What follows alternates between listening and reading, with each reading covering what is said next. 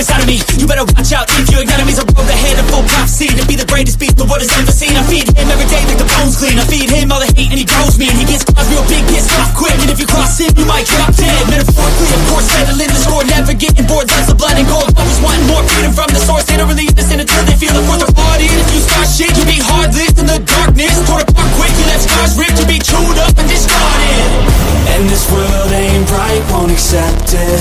Negative energy, I expect it. Once it's in your mind, it's infectious. So fight for your life and reject it. You better give me space, I'm protective. My adrenaline spikes when I'm threatened. And if you stay in my way, I'm aggressive. Cause when there's no exit, I'll kill when I'm desperate.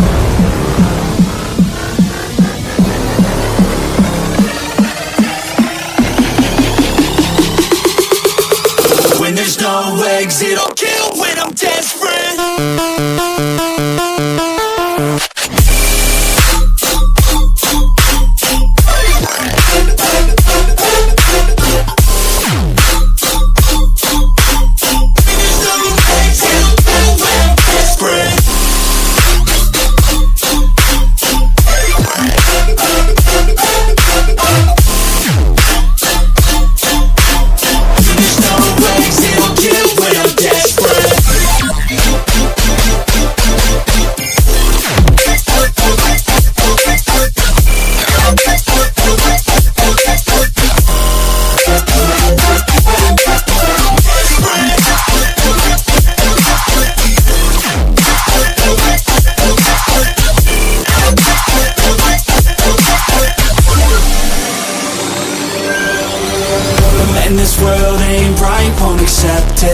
Negative energy, I expect it. Once it's in your mind, it's infectious. So fight for your life and reject it. You better give me space, I'm protective. My adrenaline spikes when I'm threatened. And if you stay in my way, I'm aggressive. Cause when there's no exit, I'll kill when I'm desperate.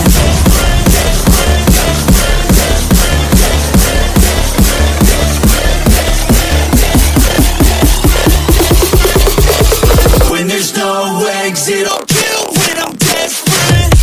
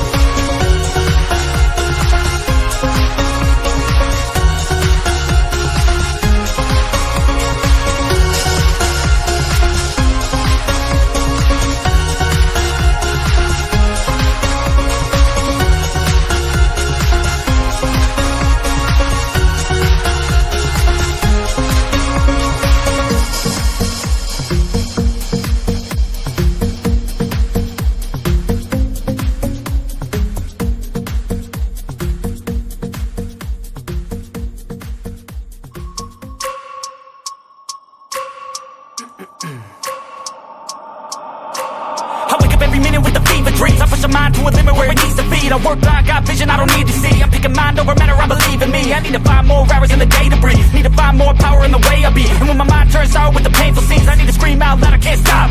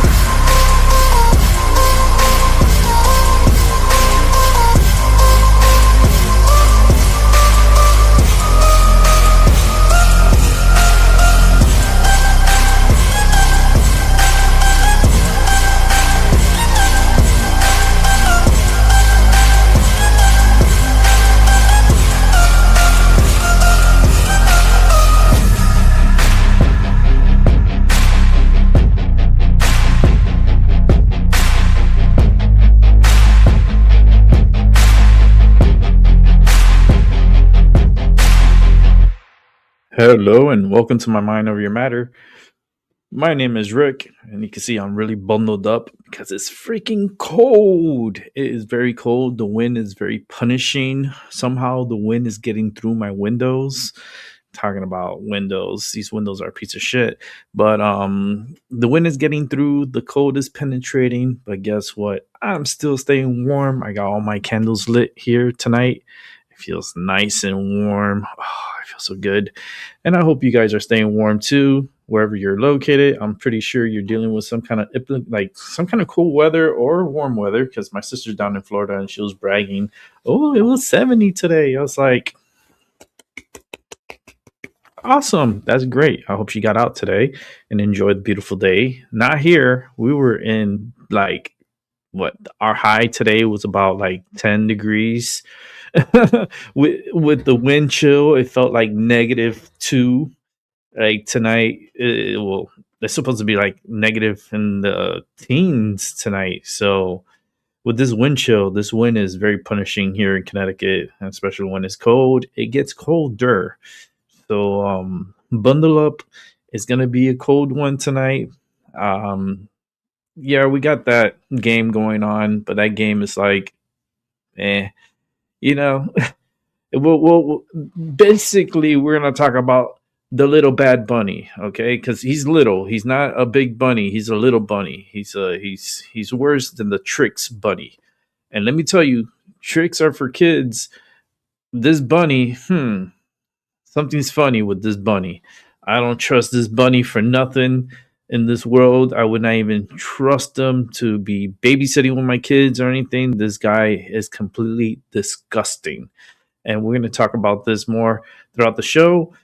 Without further ado, I got a lot of videos for us to watch to occupy us during this crappy bowl game that's going to be happening. I call it the propaganda bowl. And it's the propaganda bowl because that's how they spell out is propaganda. Is very left leaning because that organization, NFL, is very far left. So far left that they break out the wall like the Kool-Aid man. That's how far left they are. It's very ridiculously crazy. I always believe that sports should be neutral. It shouldn't be no right. There shouldn't be no left. It should always be down the middle, But these days, as you can see, the Democrats. It's funny they have them demons, and they're a bunch of rats. I'm just saying, demon rats sounds a little bit better than Democrats. And they got their little puppet of the year, the little Bad Bunny, up doing his little thing. And will he wear a dress tonight? Do I care? Nope. I'm Puerto Rican. I was born in Miami, Florida, but my parents were born on the island. I was supposed to be born on the island, but my mom couldn't hold me. I was punching my way out, and I was born in Miami. But it's okay. Um, I get to speak about upon the bunnies because he's part of my ancestry over there. And I tell you one thing, that's one dumb motherfucker. He's just stupid as hell, very one sided. He does not help. He does not care. He's only about himself and his what he believes in, and that's it. He won't listen and he won't change. This guy has been a downfall from the beginning, and yet people follow him, people love him, people cherishes him. Oh my god, I gotta watch Bad Bunny. No, no. Uh, let's get right to it and enjoy the show. It's gonna be fun. Here we go. Gonna start off with some Melody King. I was going to make a video about how Bad Bunny is an industry plant, and it's very obvious when you realize that they tricked all of these people who can't even understand what he's saying into being a fan of his. But then Yo, what's up, Albie? Like, what's up, a Terry? million weird pictures of him, so I wanted to show you guys. Apparently, Bad Bunny's it's cold is up there. the You all-seeing eye. This must have been when he was just trying to be initiated into Hollywood because he must not have been able to afford a really good makeup artist. This is some sort of prosthetic all-seeing eye that he had attached to himself. Here is a picture of him with the all-mocking tongue out. Obviously, there's about 3 million pictures of him in a dress. Here is a picture of him covering up one of his eyes. Here's another magazine cover where he's covering up one of his eyes. Here is this. Yet another magazine cover where he's covering up one of his eyes. Look at how beautiful his nails are. Wow. Here's a recent picture of him with a funny hat on. Here is a close-up of his album artwork that featured the all-seeing eye. And here is another album cover where we see the all-seeing eye.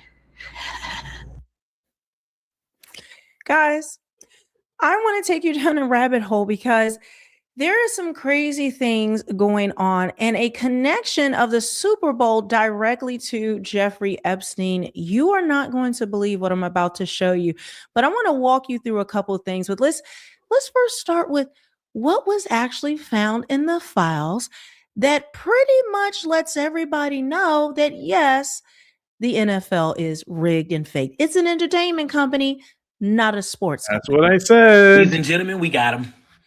We got him. Football is fixed.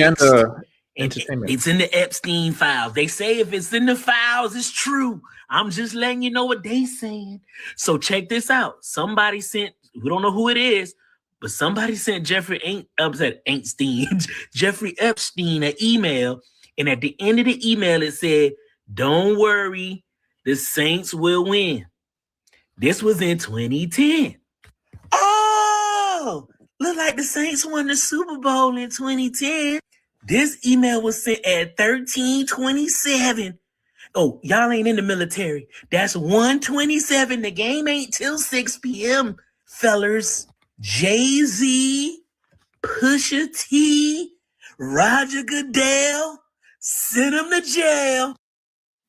Well, we know no one's going to jail. Nothing's going to happen. No, there's no Right? accountability. So let's talk about it anymore. And the mainstream media is ignoring it. Everybody's Yeah, no ignoring it. accountability. Well, not everybody. Us, the regular people, we're not ignoring this mess, but they are. But yeah. So, and also, if you don't know, I don't know if you know this, but Jeffrey Epstein also won the Powerball because that is also fake. That is also fixed, just like everything else in this fallen demonic world, as I've been telling you.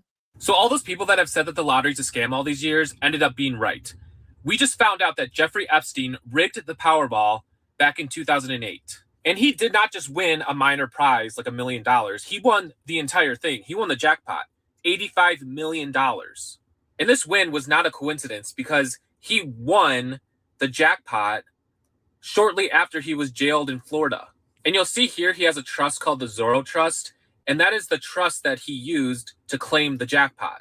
And this way he was able to stay anonymous because you're able to claim the prize without your first or last name. However, lottery officials know the person that claimed the prize. So this means that there are lottery officials out there that are in on this Epstein scandal. So they obviously rigged the drawing or the numbers or somehow printed him a ticket after the numbers were drawn. It makes me question the lottery today because if they were able to do this before, they're obviously able to do it again. So who's to say that there's jackpot winners out there the past few years that aren't legit winners? There are cases like this. And there's been a lot of evidence about this, okay? Not just with Jeffrey Epstein, but others. But understand, he won the Powerball after he was in jail, like right when he got locked up. So was this a payoff for him taking a fall or taking this fake fall? This was the money that he got, the $85 million, in order to, do his little bit of time in jail. Because we already know all of these different people worked with him and were around him even after he went to prison, including Bill Gates. So they all knew about his case. They knew what he was, and they still didn't care because they thought no one would ever find out, or there was so much blackmail on them already. So they might as well just keep doing it. But even him going to jail, guys, I'm going to do another update. They're coming out now where they have re-examining the footage and they can see somebody around his jail cell Now suddenly they see that. Then they have these images, which I showed you one in my last video of Jeffrey Epstein still been alive. Some things say it's AI, some say it's not. I'm going to show you that in my next video, but I want to get more into what is happening around this Super Bowl and understand that everything that they do is a ritual. Okay. A lot of I've people been don't want to saying. think about things on a spiritual level, but the Bible has made I've it been clear saying we that wrestle forever. not against flesh and blood. And even these This traditions is just and all this confirmation for entertainment me. and everything they put in front of my face. If you think the Grammys is demonic, well, so is this. But at this point, everything is. I don't, there is nothing that they have not touched and tried to destroy and corrupt. When the Bible says that Satan is a great deceiver, I don't think we could have fathomed how much deceit there actually is. So the Super Bowl is going to be a ritual. We know that, right? It's always, these performances are always very demonic and symbolic with all the Illuminati signs and, you know, fire and horns and all of that. But this one this year is very symbolic. And these are just a few of the symbols. But the biggest one that I noticed was February 8th is the day of the Super Bowl, right? And it's going to be at Levi Stadium. February 8th is also the birthday of a very famous magician that we don't know his name, but they, the cult, they know him very well. His name is Eliphas Levi, I think that's how you say it. He was a 19th century occultist. So he started out going into priesthood, but he left that and he became like a dark magic magician. And he was the one to revive Kabbalah, which is black magic. He was also the one to create Baphomet, you know, the hermaphrodite goat, and the seagull of Baphomet, which is the 5-star pentagram with the goat in the middle, you know, the one that's the symbol of the Church of Satan. That was him. The cult interprets him as the owl of wisdom or the superb owl. Superb owl, Super Bowl. I'm just saying, there's no coincidences when it comes to this stuff and these people, because that is what they do. It's all symbols and symbolics. And then it goes much deeper with like the Bad Bunny and numerology. And like I saw like this guy do a video on it. As much as, trust me, I'm going to a Super Bowl party. I'm not sitting here being like, I'm not going to watch it because it's going to be demonic. I'm like, not watching it. It's just, we just need to be aware of these things, because I'm not going like to be I said in my programmed. video yesterday, these celebrities, the only purpose that they are in this cult is If you're to watching it, you're influence giving them society. views. And by giving them That is views, all. you're It's giving all, them you know, deception access and to money misguidance, and just that these think about it, right? Like if it's a propagandist ritual and they're commercials doing what they're are doing and paying we're participating by even just millions watching upon or just millions and millions of giving it our dollars energy, for we're seconds. also engaging in it. So she's a little crazy here. And today Because I'm not is watching this that guy's game. Levi's birthday. I'm I not kid you not. participating So with this in being that his propaganda birthday, bowl. but then also we're going to link it back to the Epstein files, because I have to show you some more about what is supposed to happen today. Guys, this is unreal, the things that are being unearthed in here. I just posted on X the connection to Natalie Holloway. Yeah, The connection to John Benet Ramsey. I'm going to do that man. also in my next video. There's so much when fraud in this you country. hear what has gone on, it is It's going to blow crazy. your mind. But I have to show you this right here. And I wanted to say, watching the Super Bowl, Yeah, that plead the publishing blood of Jesus. clearinghouse. I Everything is remember that demonic shit. at this point. Like That's the just biggest existing, scam. breathing the air, the chemtrails, eating at this point. Yeah, it was. I have a It video was a about huge that. Oh my scam. gosh, of how they what they've done with food in order to destroy men's testosterone. It is literally in the Epstein The files. public I posted clearinghouse about was that on X so as well. bullshit. Like, It's guys, the I biggest mean, bullshit in the world. they have designed everything, and I mean everything, to destroy us physically, spiritually, and mentally, and for us to deny the power of God and to not turn to God. And in fact, one of the victims in another email, Jeffrey Epstein and someone else, they're discussing one of the victims, and she's saying that she know God has protected her and that she prays to Jesus when she's in the bed because he has saved her life. This is what Jeffrey Epstein says. This is directly from Jeffrey Epstein. I kid you not. They are like talking about this little girl praying to Jesus and Jesus protecting her. Then we're going to go right back into the video. But guys, if you want to support the work that I'm doing here, combing through these files, digging out this information, and really just trying to lift up people, because we are in a spiritual battle. We are in dark times. The things that are being uncovered, we already know from the word of God, but just to see it in our faces, a lot of people are waking up, and there is a lot of censorship going on right now. I've been waking up for a long time. So if you want to support me over here, this is one way you can do it through my merch site, my custom merchandise, my custom designs at realmelanieking.com. Now this is the, I have a lot of different designs. Okay. Mugs, all types of things on here, designs for women, designs for men. But I realized I want to just highlight like kind of this top line. I'm coming out with a complete Yahweh line. That's actually really this one has it on the front and back. It comes in green and black. You guys are loving that. And it says every breath. Here, let me just make it bigger so you can see it. So it says every breath speaks his name. All right. And so you can get that in different colors. You guys have been ordering that since I debuted in the last video. That's pretty. Here's another version of this, not with anything on the back, but it has kind of the same message on it. Comes in those two different colors. And then this is one I designed. I had put together for women. Flowers. And I have a whole lot more. I have to figure out what colors I want to put out and all of that. But again, the link will be in the description box. If you want to support me through merch, I also have my Cash App there. I'm going to be adding my PayPal. A lot of you have asked me to add that because you don't do Cash App. So I appreciate you. I just appreciate you watching this video and any support you can give. And yeah, let's get back into it. Yeah, they are. Let me just say, I do not believe World War III is going to start today. I just don't.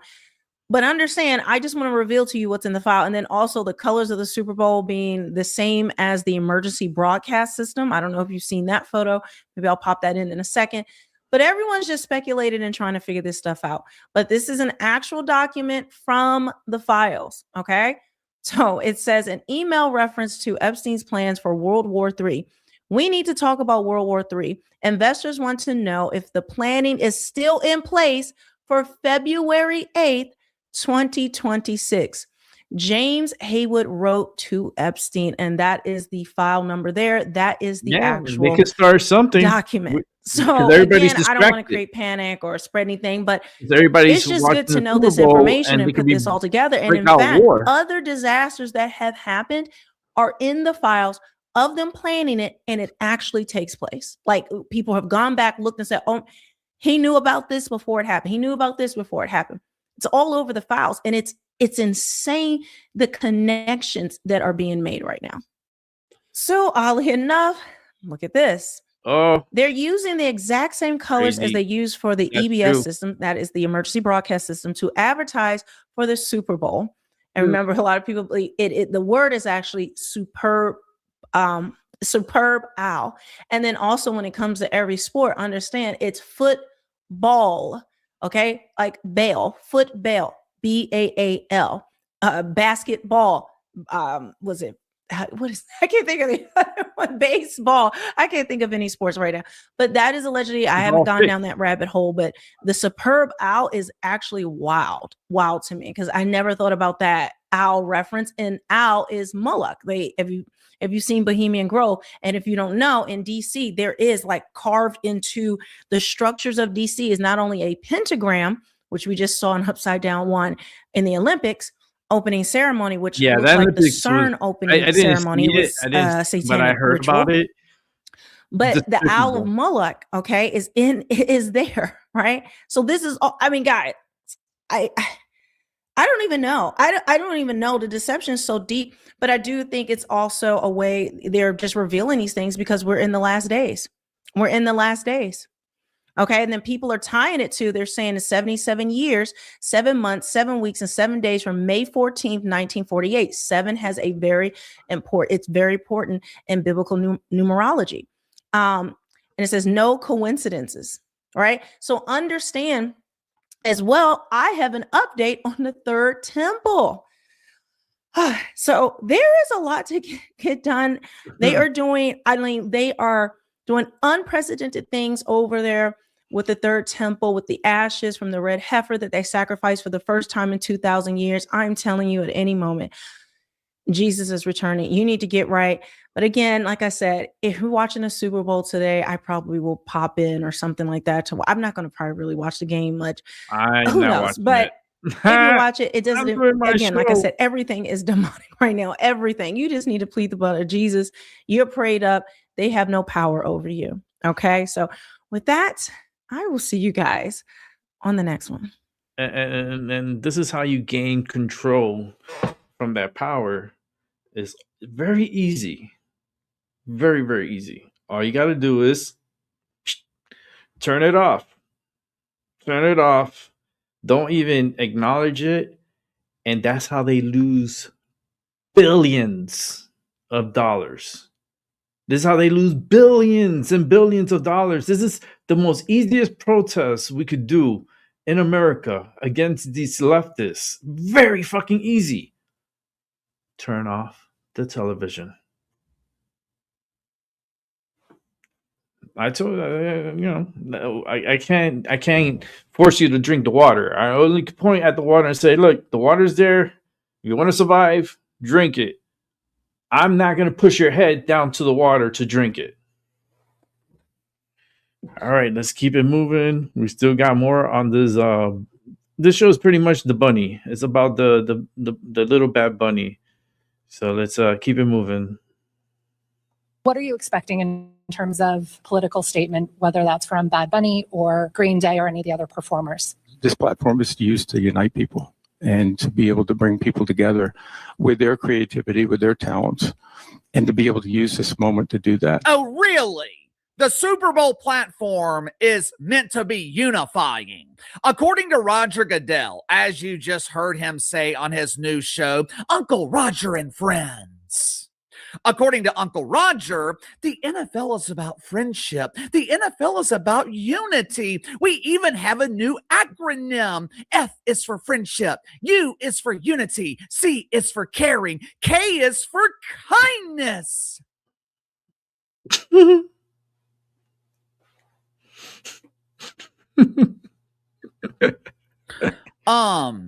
Check out this list of performers at the Super Bowl. Check out this list of artists who have been encouraged to unify the country. You tell me if this sounds unifying. The opening act is Green Day, a band who hasn't been relevant in decades. Back in 1994, Green Day was elevated into the mainstream with their second studio album titled Dookie. Now, credit to Billy Joe Armstrong. Hey, friends, my name is Billy. Credit to Bill Joe for having the foresight 30 years ago to describe their Super Bowl performance. Because there is not a doubt in my mind, this performance from Green Day later tonight will be Dookie. Following the stench of fresh Dookie, some dork named Charlie Pooh is going to sing the national anthem. For the most part, Charles has remained apolitical, but as you can see by his choice of attire, Charles is a proud advocate of the LGBTQIA++ @ community. Oh, I love this guy. Following the national anthem will be America the Beautiful, which will be performed by Rachel Maddow.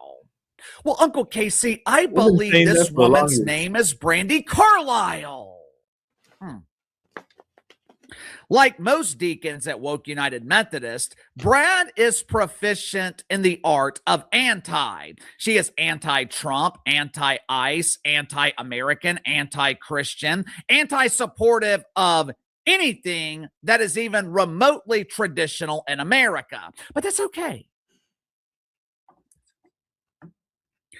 Brandy Carson is very supportive of the LGBT community. Recently, she has also become besties with Donald Lemon while publicly supporting Donnie's attack on a Christian church in Minneapolis stand. Next on the lineup of unity is the Black National Anthem. Well, KC, who is singing this unifying song at the Super Bowl this year? I can't wait. I have no idea, nor do I care. Correct me if I'm wrong here. On a recent episode of Uncle Roger and Friends, didn't Roger Goodell claim that the Super Bowl platform is unifying? Someone please explain to me how performing two national anthems is supposed to be unifying. Because to me, that sounds like the definition of division. With the NFL's dedication to inclusion, maybe next year, Uncle Roger can further divide us with a performance of the Mexican national anthem. Or even better, I love my confirmations. maybe Uncle Roger will book someone to perform the Palestinian national anthem. Of course, the halftime performance will feature Bad Booger. I don't think I need to explain again how unifying that's gonna be. Nothing is more unifying than booking a performer in an English-speaking country who lacks the ability to perform in English. Ooh, that's unity. The question is, will anyone be left in the stadium when Bad Booger takes the stage? Make sure to like and subscribe. You can follow me on Twitter at KC_BTL84. Unfortunately, this is going to be the only video today. My daughter was sick all week last week. Of course, she's doing fine now because whatever she had has been gifted to me.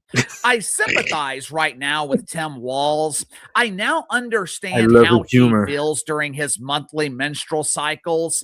If what I'm going through right now is what male birthing persons have to deal with every month for the remote chance of getting pregnant, then I'm glad I don't identify as a male birthing person, because I could not deal with this level of cramping or stomach pain every month. Anyway, I'm gonna medicate myself today, try to get some rest. Hopefully, we will be back to our regular schedule by tomorrow.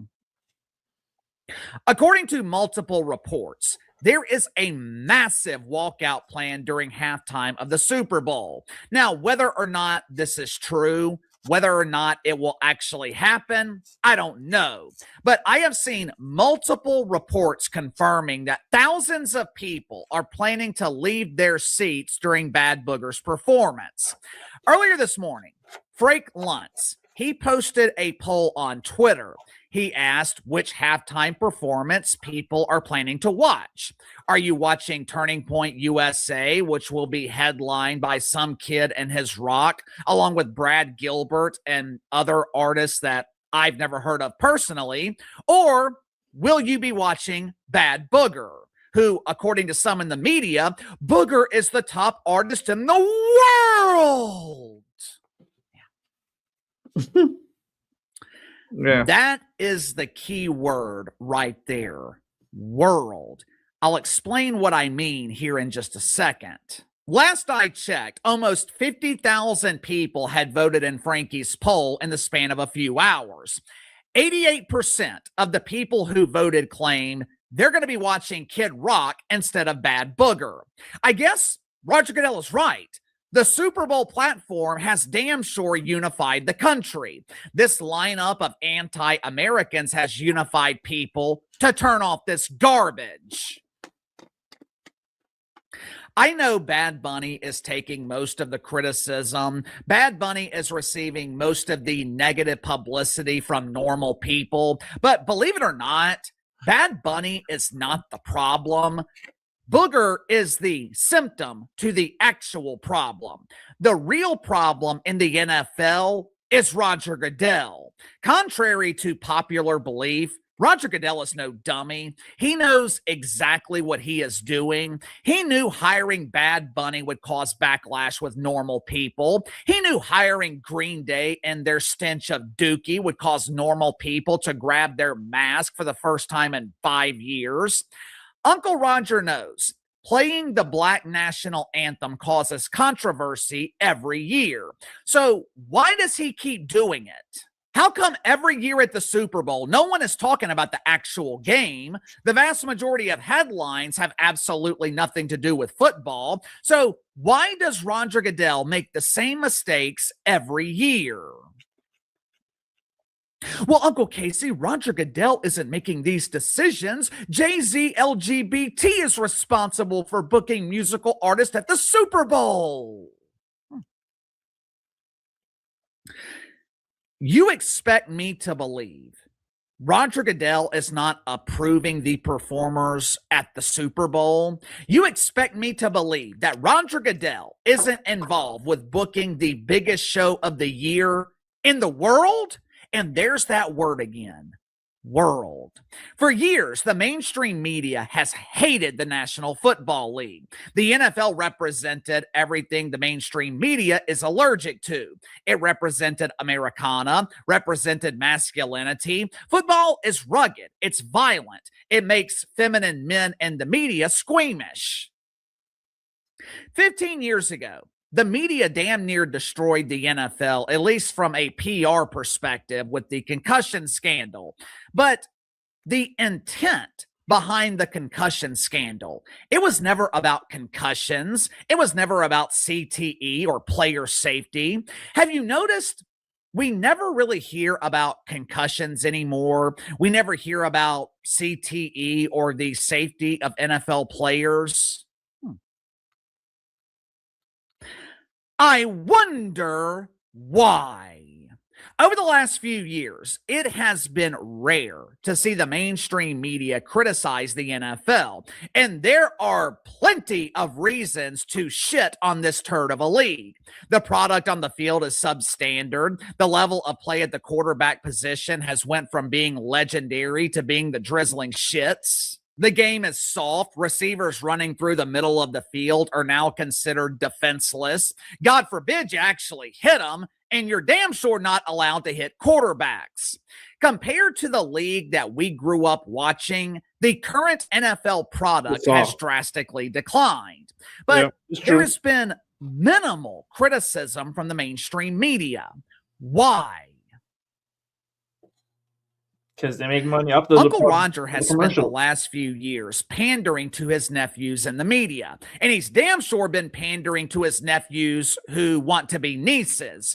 He gives inspiring speeches on diversity. He pretends to be mortified when 10 NFL teams refuse to deal with the media scrutiny of hiring and potentially firing a black head coach. Roger Goodell has promised to make the NFL inclusive. But more importantly, Roger Goodell is turning the NFL into a globalist league. And that is the real reason the media has embraced him. It's been a very gradual process. Roger Goodell has been slow and meticulous with his plan, which, to his credit, is brilliant. But the NFL is slowly becoming a global league. The mainstream media has defended Bad Bunny by claiming that he's the most popular artist in the world, which is great. That's great. But he's not the most popular artist in America. For decades, the NFL has been the beacon of Americana in sports. The NBA has been global since the early 90s. Hockey has never been an American sport. Major League Baseball has been globalized, but the one league that belonged to us, the one league that represented America, was the NFL. But under the leadership of Roger Goodell, the NFL no longer belongs to us. Uncle Roger is desperate to continue his global expansion, and that is the reason for sermons on diversity. That is the reason Bad Booger is performing at halftime. The NFL is neglecting their domestic audience because Roger Goodell thinks there won't be any consequences. And so far, Roger Goodell has been proven right. Sound off in the comments below. I'll see you guys tomorrow. All right. Got more to watch. I'm just rolling up another beautiful medicine for me for tonight because it's going to be a long one. and just going to make sure my medicine is nice and ready for me. It's gonna be a good night. We got more to watch. I promise. It's interesting. It's all about the bunny. Tonight it's about the bunny. So we're gonna go and jump in the hole.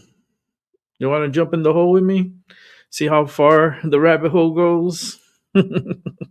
It's funny how they're using all these words and play with words and bunny, the rabbit hole, and it's very deep in shit that's going on. The Epstein list is crazy. 3 million pages. I'm gonna have to get AI to read it to me because there's no way in hell AI is gonna have to summarize it. I can't. When you have ADHD and ADD and a whole bunch of shit, it's hard to really concentrate and just put your head into a book, especially me after the TBI I had, which is a traumatic brain injury. It's been hard to pick up a book and just like go through it because I start getting headaches and my head starts hurting, and it's just the weirdest shit. It's just weird. I spoke to my doctor about it, and they're like, I have an appointment coming up in March, so it's like we're trying to figure this shit out at the same time. I don't want more medication, but it is what it is, right? It's just part of the injury that I sustained. So I hear a lot of signals in my head for some reason. I'm hearing like really loud static sound. I don't know if y'all hear it, but I'm hearing like this really from a distance. It sounds like it's from a distance, but it's like a static sound. And I hear it all in my head. I don't know. And then I get like high pitches on the left ear. I get like these certain high pitches. And I believe that they're beaming a lot of information to people's televisions right now. And this signal that I'm hearing is what's in the air that's going to people's television, cell phones. The information is going wild right now in the web. That's why I had to like not watch the Super Bowl. I just can't. I can't be a hypocrite. I'm just not one. And the fact that these like media and all these companies, they buy into the Super Bowl. They pay millions and millions and millions just for a few seconds for a commercial.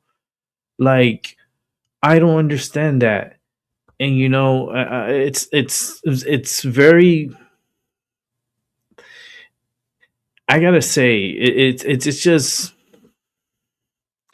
they've been doing this for a long time, and this is how they tune people.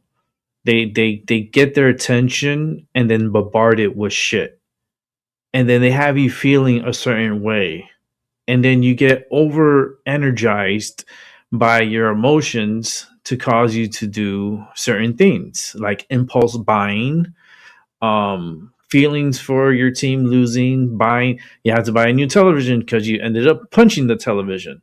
Like, they know what they're doing with these Super Bowl games and all the commercials that they're playing in it. It's all programmed. It's all programs. It's all commercials. It's all propaganda. They're always trying to sell you something. They're never trying to help you or give you anything. They're trying to push their products on you. You have to have this. This is the new trend. This is what you should be eating. This is what you should be doing. I don't want to be told what to do. Like, how much more like punishment is the world gonna take by you guys pushing this shit every fucking year during the Super Bowl? Like, no, we got to break that trend. And the only way to break it is to turn off the television. Don't watch the Super Bowl. I'm telling you, but people are just, oh my God, I got to watch it. Okay, those are the lost ones. The lost ones are the ones that want to watch it and want to like, oh my God, I have to see it. I have. No, you don't have to. You can put your foot down and say no. That just proves how strong-minded an individual is if that individual could say no. Put your foot down. Take charge. Definitely take charge of yourself and say enough is enough. I'm not going to be programmed. I'm not going to be pushed with all this programming and pushing all these colors and lights and flashes and everything's all coordinated to get your attention. It's just like brainwashing mechanism. MK Ultra. Did we forget about all that shit? It seems like we did because everybody's all tuned in. Oh my God, I gotta watch it. Ah! I don't care for it. And you should also not care for it. But we're going to continue on. We're going to watch more. We got like so many other channels.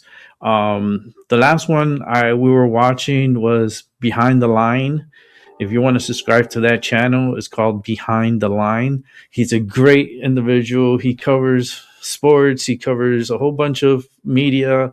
He's a great person. I've had communications with him before through emails. He's a cool person. It's cool to actually bring his show on to my program also. The Train of Truth is here. I love the Train of Truth.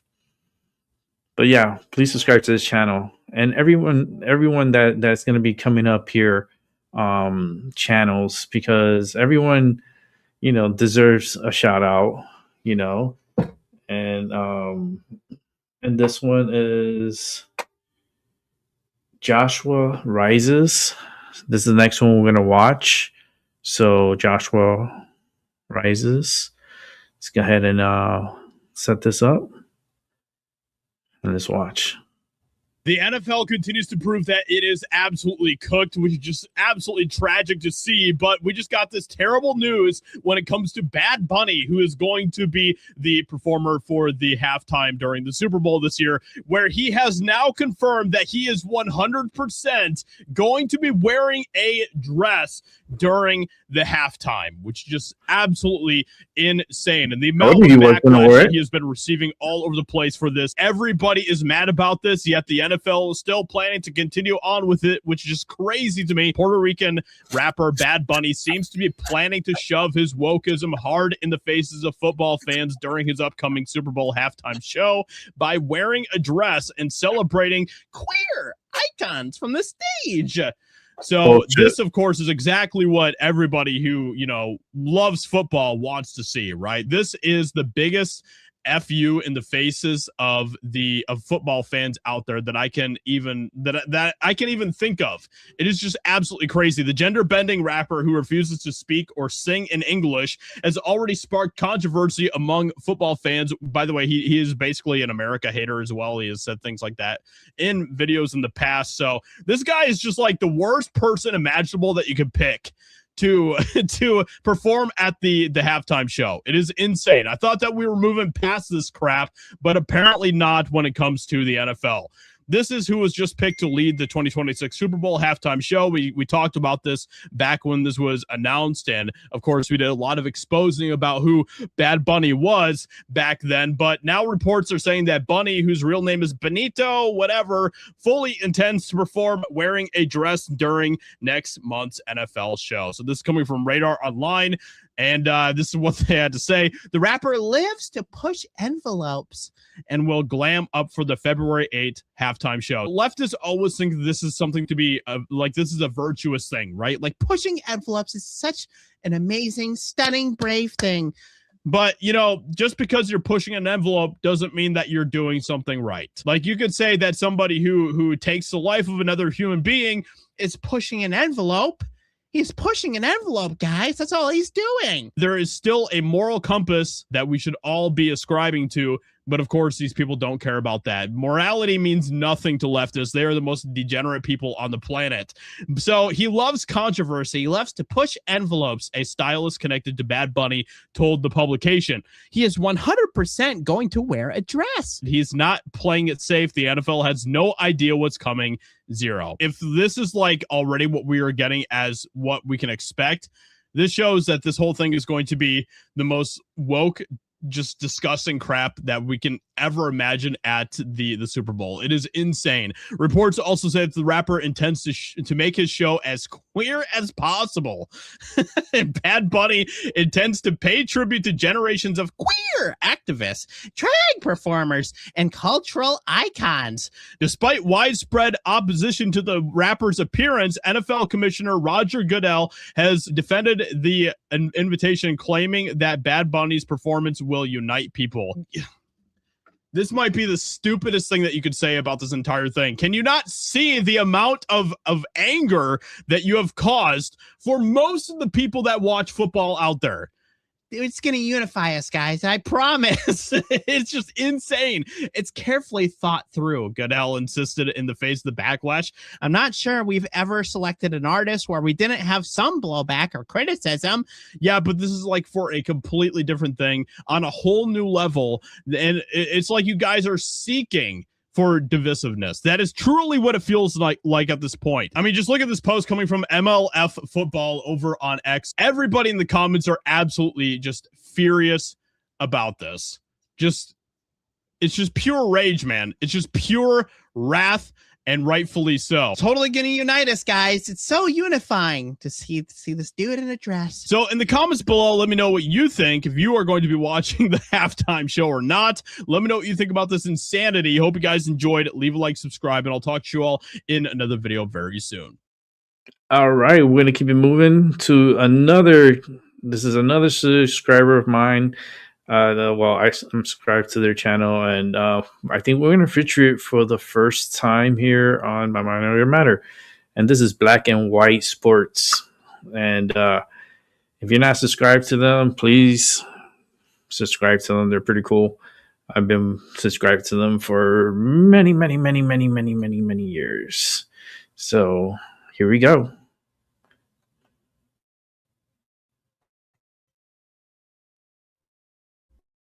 Put up the sound. Sports supporters, well, my goodness. Biggest story surrounding the Super Bowl was actually the Patriots versus the Seahawks, but it's not. Due to the NFL's agenda, due to their global agenda, they have decided to choose a halftime performer that, number one, a bunch of people just flat don't know. All right? People are like, I don't know the music, and I'm not trying to learn another language to sit on my couch and watch a freaking halftime show. I mean, the unadulterated nerve. People are literally like, if you didn't learn Spanish in the last 4 months, that's a you problem. You got to be shitting me for a football game, right? Question mark. I mean, there's maybe a lot of good ways to, or reasons to maybe learn another language for a freaking halftime show. Nah, that's not a great one. That's not a great one. So I've done some of these videos as of late, and I mean, the shit just keeps rolling in. I've got a poll that was put up on social media on Twitter, the Twitter X. Holy crap. We're not talking about 2,000 respondents or 5,000 respondents or 10,000. Oh, by the way, all would be enough respondents for you to get a clear understanding of how many people aren't going to watch this. Even if they don't watch the alternative All-American halftime show, a lot of people, I've been watching my comments, are saying, nah, I'm just not going to watch any halftime show. Yeah, not watching it. I hope somehow, some way we find out the ratings of the halftime show. But I suspect they're going to be hidden. It'll become the freaking, what's the film in JFK, the Jabuter film, or the whatever they call it. I don't know. I'm not a JFK historian, but you know what I'm talking about. Hundreds of current NFL players and league legends were asked at Radio Row this week and did not know Bad Bunny songs. Multiple players said that they had no idea who Bad Bunny was. Some are angry Bad Bunny was chosen as a halftime performer. Okay. Well, that leads us to a new video that has emerged of players being like, nah, I'm not. What's your favorite Bad Bunny song? I already got one. Sorry about that. I don't know who that is. I never heard of Bad Bunny. I don't know who that is. I heard performing at halftime. But yeah, I don't know who that is. I don't know no Bad Bunny song. Do you think they made a mistake? I believe so. I ain't never heard of bro till now. I don't have one. I don't listen to him. I don't know any song. Oh, what the heck's it called? I blanked out the name. I don't think I have one. I don't know Bad Bunny song. That's a tough one. I don't have one. I don't really listen to that, but I can't lie. I really don't know any. I haven't listened to any songs. I don't know any to keep. That's crazy. Have no idea. I mean, 3/4 of the players they asked on there was like, I don't even know a song. I don't know a single song. So let me show you. Let me show you a couple of things. Number one, let's do this poll. Which Super Bowl halftime show will you be watching this Sunday? 88% said Kid Rock. 43,854 votes. Yikes. 88%. 11.9% said Bad Bunny. Ooh, wait. That's not good for the NFL. It's not. Brett Favre, one of my favorite players of all time. Probably in my top 5 favorite players of all time. Brett Favre has come out and said that, no, he's going to check out Kid Rock too. Not familiar with Bad Bunny, so I don't know if his music is good or bad. I'm just going to watch what I know. Lee Bryce, Kid Rock at the All-American halftime show. Yeah, you know, Lee Bryce has got a big following. He's had platinum records. I mean, look, so has Brantley Gilbert is a platinum guy. And so Charlie Sheen also got in on this with Bill Maher. They got to figure out the halftime show. What? The Super Bowl needs to figure out the halftime show. What do you mean figure out? Figure out, like, just you know, deliver something that the diehard fans really want, as far as musically. So you am I taking this as sort of a backhanded slight to Bad Bunny? Yeah, I mean, there's bands, there's acts, there's just people that I think are more germane to the experience of the game, of that moment, of that particular game. It's the biggest game in the universe that's played. Yeah, you know, and I just feel like it. And I'm sure Mr. Bunny is wonderful. I mean, it's a reflection on me that I don't know his work as well as I can, but I'm of a different era. I was hoping the halftime show would be Eddie Rabbit. I mean, that I'm watching. It's that I'm watching. I would watch it too, since Eddie Rabbit's been dead since 1998. How many people think Eddie Rabbit's still alive right now? I mean, man, who doesn't love them some? I love a rainy night. I mean, come on. What do they say in what do they say in Office Space? I celebrate his entire catalog. Eddie Rabbit was badass back in the day.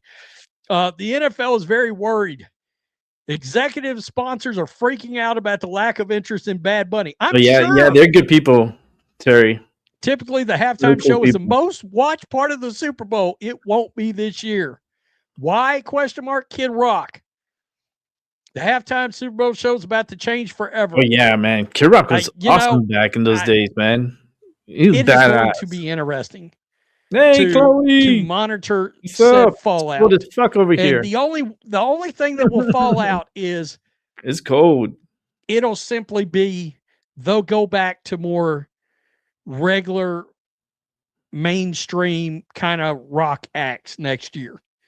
All right. I mean, they'll course correct, maybe. I mean, I don't know. The only way they're I'm going to starting to fix think it, the I NFL tell you just doesn't this, care what Americans make think the at all. halftime show But if they Nicki do course Minaj correct, it's going to be like them course correcting in the and bring in fucking Kid what was Rock it, the late and 90s or something like everybody that, and then all of a sudden in you that started getting all these motherfucking great show on halftime next rock year. acts and this That's and the that and the only other way you're end. going to fix this. Oh, You maybe bring it was in I know Nicki what it Minaj was. It was in during the Living halftime Color. show. Anybody remember in Living Color the Wayans guys? Keenan Ivory Wayans and Jim Carrey and all the Jennifer Lopez was one of the dancers. They had a halftime show, and that halftime show got 22 million viewers. And the next year, the NFL changed how everything was done, and you started having all these big acts perform every year. So it's going to be interesting. I said, I think this halftime show for the All-American, I mean, it's got to get 10 million or more viewers for the NFL to, I think, give a shit, unfortunately. But it's going to be interesting. Now, if the biggest story coming out of this is if somehow that halftime show gets 10 million or more viewers, 20 million, 50 million, holy shit. That'll far and away be the biggest story to come out of this Super Bowl. Patriots 2017 over the Seahawks. Mike Vrabel's got his defensive players, I think, worked into a lather. By the way, he talked to Bill Belichick this week. They've been disrespected all week by everybody doing all the Seahawks going to blow them out. Woo-wee. Wrong thing to do to a Mike Vrabel team, I think. But okay, we'll see. Tell me what you think. Peace. I'm out. Till next time. Thanks for watching the show. Right. Be sure to like, comment, and subscribe. Move forward because we got a lot to watch, and it's all about the bunnies and the Super Bowl. Here we go. This one's Bill O'Reilly. Here, welcome to the YouTube bonus. So I'm on my way to the Super Bowl in California, the Bay Area. Santa Clara is the stadium. I'll be staying in San Francisco. They love me there. You know that. I'm like Joe DiMaggio in San Francisco. They just love me so much. Robin Williams. All right, so look, I got data that you're not going to believe. Now, the Super Bowl is the apex, the highest point of capitalism in the world. So, the event is so enormous now that people gouge. My airline ticket from New York to San Francisco is 5 times. 5 times what it would be next week after the game. Okay. Super Bowl 60. Sunday kickoff, 6:30 Eastern time, 3:30 Central. Ready for this? The highest ticket on Vivid Seats, secondary market, to watch the Super Bowl in person, $30,000. No! The lowest ticket, $4,000. Okay? The University of North Carolina State College of Natural Resources says the entire week, Super Bowl week, will generate $1 billion for all concerned. My God. You want to go to the game, you want to park? $250 to park. You want a beer? $11. Hot dog, $7. Pizza, 1 slice, $8. And it's not even good pizza. I'm sorry, Santa Clara. Okay, this is not Little Italy, New York. Garlic fries, why would anybody? $8.50. Nachos, and you drip it all over yourself. You know that happens. $6. That's at the stadium. So after you pay your $30,000, you got to add in snacks. The average price in downtown San Francisco for a hotel is usually about $500 a night. Very nice hotel, upscale hotel. Ready? $2,300 a night. One night, $2,300. No breakfast. No, not giving you anything. It's so high, I might bunk with the homeless. Wow. I might get into one of the tents there. Probably not, but I'm thinking about it. What else we got here? The winning team, each player gets $180,000. The loser, $100,000. You want a T-shirt, Super Bowl T-shirt? Now these are made in Vietnam or something. This thin, $50. You want a hat? $35. But here's the kicker. American Gaming Association says, yeah, man, she really earned my respect. $2 billion. She had lost my respect because of the convict that she was dealing with and her husband. You know, he was a convict. That will be a 30% increase according to ESPN. It still didn't from the affect game her last And year. she's still Now the Seattle Seahawks strong. are favored, and people were to coming win the down on game. her really It's bad. 4.5. You're giving And it the fact that pats. she came out as Republican. And it was like super. I'll analyze a positive. moment, but this is not man, really a she earned my sports thing. I respect. mean, you plenty of Like people 10 do times that. fold. I know the game. I know what's going on. You know, Boston and then is I my went back second and I saw home, some of her as many of you videos. know. I and I was went to like, I was school there, enjoying it Boston again. U and Harvard, and then I worked local news in Boston. She needs to be the halftime at, show. the CBS and next ABC year. affiliates. So, I But they're love gonna the have to town. fire Even though it's Roger crazy Goodell. left. I mean, it's just a great place. It's not great right now. In early February, it's a little chilly, but so is Long Island, where I am right now. Okay.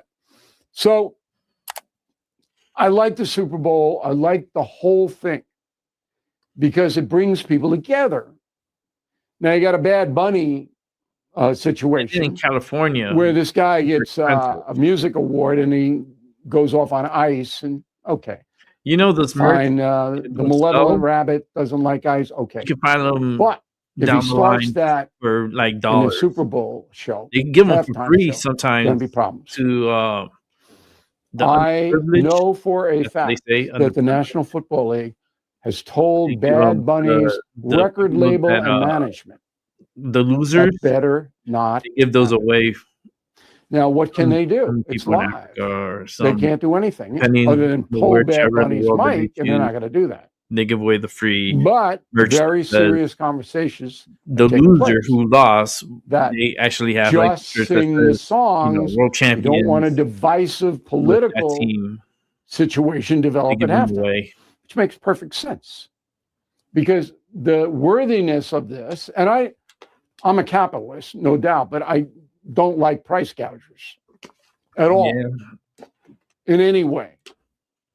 So I They think give more that's Pokemon. perverting I'm capitalism. actually saving up for Healthy profit, fine. February 27th. Gouging, no. But Because anyway, 30-year the anniversary. game brings people together, not only in the try to stadium, but see if I can all find over the some world. People get parties and they go around and they have a good time and all of that. I'm gonna open up a couple So of it's things. very positive, in my opinion. The whole thing. I'm gonna open up a We have on Monday, BillO'Reilly.com 2026. a very interesting interview with Joe Namath. Super Bowl III, biggest open it upset in on a Super Bowl short. history. And Namath is a friend of mine. He's just a great guy, 82 years old. And he takes us inside the Yeah, tremendous $50 for a pressure freaking shirt is ridiculous. on the players and really what happens. Okay? It's fascinating. That's BillO'Reilly.com. Yeah, thank you. Just go there. I'm Boom, you don't definitely have to join gonna. anything. It's there. When you do get it, Final thing. I'm gonna send you money. The Seattle Seahawks have better skilled players Get it for me. than the New England Patriots. Patriots are a very We're young gonna go team. have lunch. Okay. Now again, I'm a Boston guy, And so I I got went to to root Kayla. for them. But the Patriots I had a good time. can't Kayla's match such a up charm. She's with such a the good spirit. Seahawks I love her in energy. skill positions, and the Seahawks are faster. They run faster. They're a faster team. However, it's all And if she's on been Sam feeling like shit, Darnold, I the hope she's, quarterback for the I know tonight's Seahawks. not easy either. He plays as I've been well hurt. as he did against the Rams My body hurts. to get to the game. I took my It'll be medicine tough for and New my England body to win. still hurts. I put a new patch Darnold on was today. really on My it. body still Throws hurts. a nice ball. So I know But the her body's Patriots, hurting. who are fierce under Rabel, the coach, they smash him in the head, and they're getting in there. For keeping an eye out for it. And Darnold I wavers. appreciate that a lot.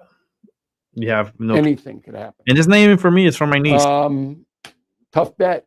You guys are going to get, even know that I'm boy, doing. oh boy, one or two turnovers, everything blows up. Anyway, hope you enjoyed this YouTube bonus, and we will see you again soon. Thank you, Bill O'Reilly. I used to watch him so much when I was growing up as a little, like when I was little, I used to watch the news a lot. I used to watch a lot of Bill O'Reilly. He's really slowed down. Like he used to be super fast and like quick, kind of like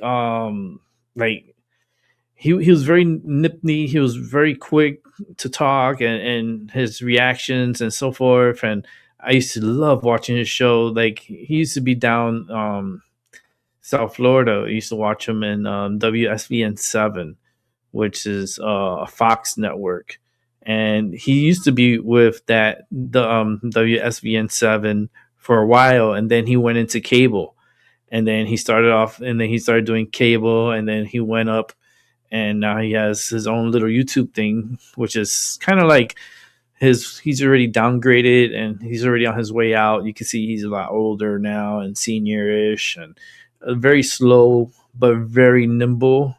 And I truly appreciate his journalism for the decades that he has been doing it.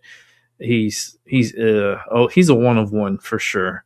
But yeah, thank you for the Pokemon. Like I truly appreciate it. Like I am always looking out for them, and like I said, it's not for me, it's for my niece. The goal is to have enough so that way she could buy herself, we could get her a car, you know. And if I get now, we're talking about like 13 years from now,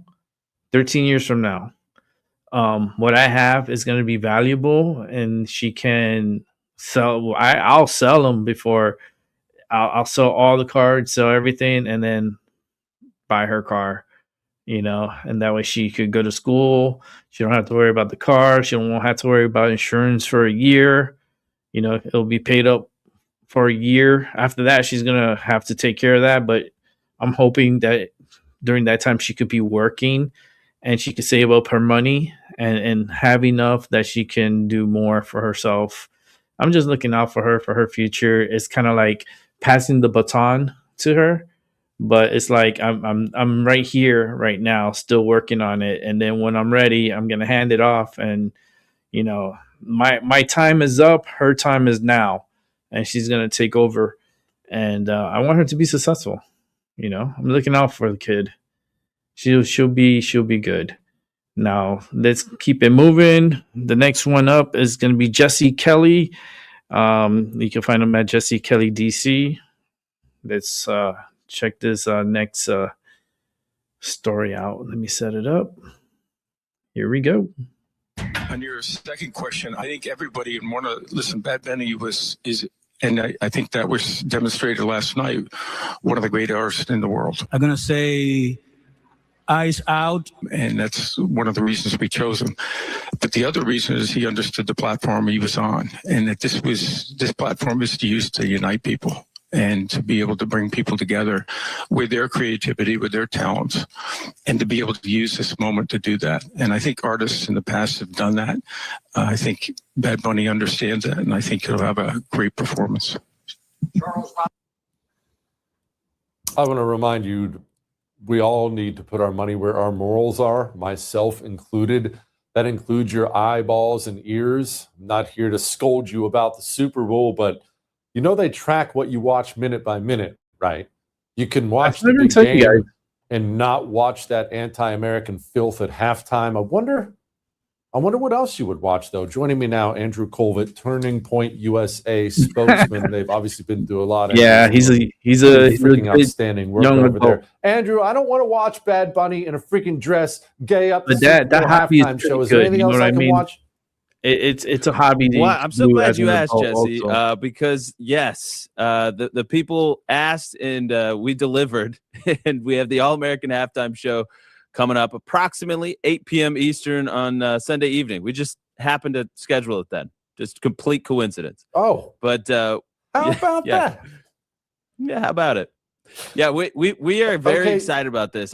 I have to say. Yeah, go ahead, Jesse. No, you go ahead. Go ahead. Well, I just, it's one of those things where over the years, we actually went back and we found Charlie's tweets about every halftime show throughout the years. And the first one we found, I don't know what it was, but he could not help himself. He tweeted at almost every halftime show. It became a running joke around here. But the first one that he did was 2014. It had one like, Jesse, one measly like. And he posed a question. He said, "What is clothing optional at the halftime show?" So this is a full circle moment for us here at Turning Point. How I understand that Turning Point is an incredible organization, but how is it possible you guys are always able to pull together these big events and big acts? It's hard to get together 15 people in the neighborhood for a decent party and work out the menu and who's going to be bringing that. And yet you guys pull this off. I could never do that in a million years. Yeah, I mean, we genuinely have the best team in the business. Either side of the aisle, I would put them up against any other industry. It's something that we've built over the years. Charlie put his heart and soul into these events, and he wanted them to be excellent. I think when he was coming of age, coming up through the ranks, there wasn't much out there, and it was a real point of differentiation, and especially because you're working with young people and high school and college students. You want it to be fun, exciting. You want the high production value. You want it to be excellent. And so we've just been building this expertise over the years. And of course, you saw that at the memorial for Charlie, and you pulled that off in about a week. And nobody slept. Everybody threw in their time, their energy. They dropped whatever they were doing to do that. But we couldn't have pulled that event off had we not had years and years and years of hosting these big conferences and these events. And, people don't know it, but Turning Point Action actually hosted the RFK endorsement event of Donald Trump back in 2024. And we were given that task with a couple weeks lead time. So, I mean, we've been doing this for a long time, and this is kind of a different struggle. I will say the task was different because, you're going up against a machine. And I just want to give a huge shout out to Kid Rock, Brantley Gilbert, Lee Bryce, Gabby Barrett. These are really brave artists to do this, because I will tell you, there was a lot of conversations had with certain artists, and, they'd be like, yes, I'm all in. And then it would be like, okay. Because, it takes courage to do this. It takes courage to go up against the machine and to stand on your values. So huge shout out to them. And I just want to say, I've seen the rehearsal footage already, Jesse. This is visually stunning. Musically, it's completely epic. And whereas the other guys, they have cameras up in the rafters and, it's a mile down to the floor of the stadium, this is going to be immersive, high octane. It puts you right in the action. So it's a completely different product. Andrew, as you are well aware, I am stupid and I don't know anything about technology. So this is actually genuine questions here. I need to know, how do I watch? Make it easier for me. Can I go in person? Is that even an option? If I'm sitting at home, is it on my phone? How do I watch this? Because I don't want to watch Bad Bunny. Yeah. The Conejo Malo. So yeah, we've got it on multiple streaming platforms. So that's the first thing people need to know. Like, if you have a TV right now, chances are you have a YouTube app, right? Or you could get a Rumble app. So it's going to be all over Turning Point's YouTube, our X feed. It's going to be on our Rumble, right? But in addition, we've got OAN, which is a great partner. They've got it. NTD, another great outlet. They're going to have it. Real America's Voice, they're going to have it. TBN, which is on a lot of people's traditional cable, so you can get it on TBN. Check in advance. You could switch over if that's what's easier. Daily Wire Plus, Sinclair's broadcasting OTT channel Charge. So you can check it out on any of those platforms. But I make a plan is the key. So this is what was interesting. I call this the coalition of the willing, and there's so many other people that probably would have loved to have been involved. But these were the folks that stood with us, and we're grateful to them. And since we made the announcement, a lot of other great people have been like, "Oh, I wish I would have known," or "Wish I could have done this." But the way these appearance rights work is you can only give out so many licenses. So we are maxed out on licenses. So even if we wanted to bring other partners in, it just doesn't work that way legally, unfortunately. But just make a plan ahead of time. If you have a YouTube app, You can on your smart TV, you can just switch over to that. Check out Yeah, but I TBN. can't- Maybe it's on your I'm not cable gonna provider if switch it that's to the easier for copyright you. music. Or bring it up on your Music. device and stream it to your TV during halftime. But it'll happen right there as I'm soon not as the supporting action stops. Switch TPUSA over either. and have that plan That ahead of time organization if is, you're technically pretty funny, challenged like you know Jesse. what I mean? I don't trust them. I've already told my neighborhood party that's what we're doing. don't I trust them browbeat at all. everybody. Everyone's on board. Everyone's okay. Well, so go ahead. Well, I'm saying what you're doing is amazing, actually, because this is an opportunity to bring people that maybe wouldn't tune in on their own. You bring them to if you're barbecuing, if you're hosting people, bring them. If you got hate watchers, that's cool too. Welcome. I'm telling you, this is going to be an excellent, excellent product because I've seen some of the original rehearsals that have come out as a prelim, and it is really, really good. I invite you to try and find something to hate about it. So I think it's an opportunity to bring people that wouldn't normally get exposed to faith, family, freedom, pro-America. And there's a little shout out to Charlie in there, of course, as well. But it's going to be a celebration and an epic performance. This is not B or a JV or something like that. As there should be. Man, what a talent. Andrew, so by the way, everybody, I've seen Kid Rock in concert 2 times in my life. And even if you don't like Kid Rock's music, what a freaking performer. Trust me, it'd be good. Yes. All right, Andrew, the NFL, as you mentioned, the machine, the NFL is a juggernaut. Biggest turning point USA is, it's not the NFL. How are they taking this news? Did they even bother reaching out? Hey, do you want to partner? Anything? No.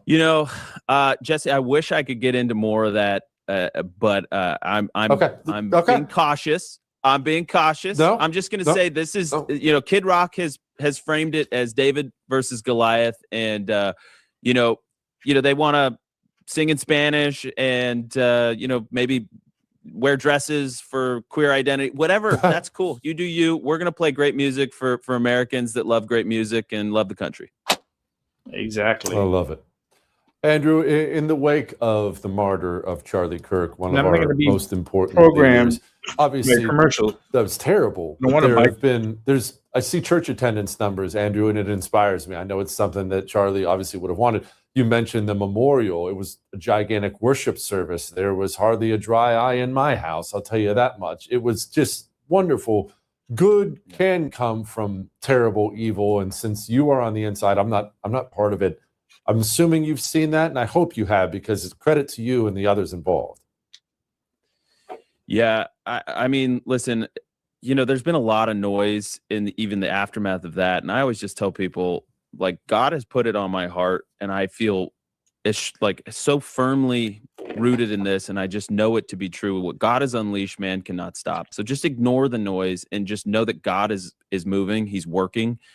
And, right in the aftermath, we didn't see cities get burned down. We didn't see businesses looted. We saw prayer vigils. We saw memorials. We had thousands of people outside of Turning Point day after day after day for weeks on end, crying, praying, singing. It was just this 24/7 worship service outside of HQ. And, Charlie would have been so proud of that. He would have been so proud of the way that the people that resonated with him, his fans, I just don't, the way that they reacted, the way they responded. We saw baptisms, record Bible sales, church attendance spiking. Charlie lived long enough to see that uptick in young people going back to church, and I think Charlie played a huge role in that. I think Charlie played a huge role in that in life and in death. And that's his legacy. And he I don't wanted to be known for courage for his faith, and that's the way he will be remembered forever, because he was so bold. He was unapologetic. He wove his faith into just about everything he did. It fueled him. It fueled his fire. It fueled the way he conducted himself and the way he ran Turning Point. And the truth is the truth. He lived his life with integrity. He built Turning Point with integrity, and that's gonna go forward. You cannot bring that down. That's why I say, what God has unleashed, what God has started, man cannot stop. So I'm excited to see the ripple effects that I will never fully understand or comprehend when I get to see my Lord face to face and understand just what a huge, incomprehensible legacy that Charlie will leave behind. He already left behind. Amen. Praise God for you guys, brother. Wishing you all the best. If I can ever help in any way, let me know. Go watch the Jesse. Turning Point halftime show. Not that Sodom and Gomorrah filth. I don't trust Andrew, Turning my brother, Point, you though. are welcome anytime. You can't sell me I on would that. thank you for coming to my And YouTube sell channel, me but on I it. know how brilliant it is. And I Let's know go you ahead love it here. and go to the next one. Next one. I'm not sure who this is from, but we'll figure it out. Let's go ahead and move forward. Eyes out. We're not savage. We're not animals. We're not aliens. We are humans, and we are Americans. I know it's tough to know, not to hate on these days. And I was thinking, sometime we get contaminados. I don't know how to say that in English. The hate get more powerful with more hate. The only thing that is more powerful than hate is love. This is your Super Bowl halftime performer. This is who you have chosen to entertain an American audience. Last I checked, the vast majority of Americans are not fluent in Espanol. Fortunately, though, for Roger Goodell, hey, it's me, Roger G. Fortunately for Uncle Roger, Bad Booger has been working real hard on his English. Over the last few months, he has managed to learn 2 words that he can effectively communicate with an American audience. Ice out. Unfortunately, though, for Bad Booger, those 2 words will not be allowed at the Super Bowl. Yesterday, Roger Goodell was speaking to the media. By some miracle, someone in the media asked Roger Goodell a legitimate question. With the Grammys Sunday night being dedicated to anti-American propaganda, and with Bad Bunny being honored as one of the headline artists at the Grammys, the media wanted to know if Roger Goodell would allow anti-American propaganda at the Super Bowl. And to his credit, Roger Goodell told Bad Bunny that anti-American garbage at the Super Bowl is no bueno. Make sure to like and subscribe. You can follow me on Twitter at KC_BTL84. Link to the main channels in the description below. According to Roger Goodell, Bad Bunny understands the platform that we are providing. The NFL's about unity. We are here to unite, not divide.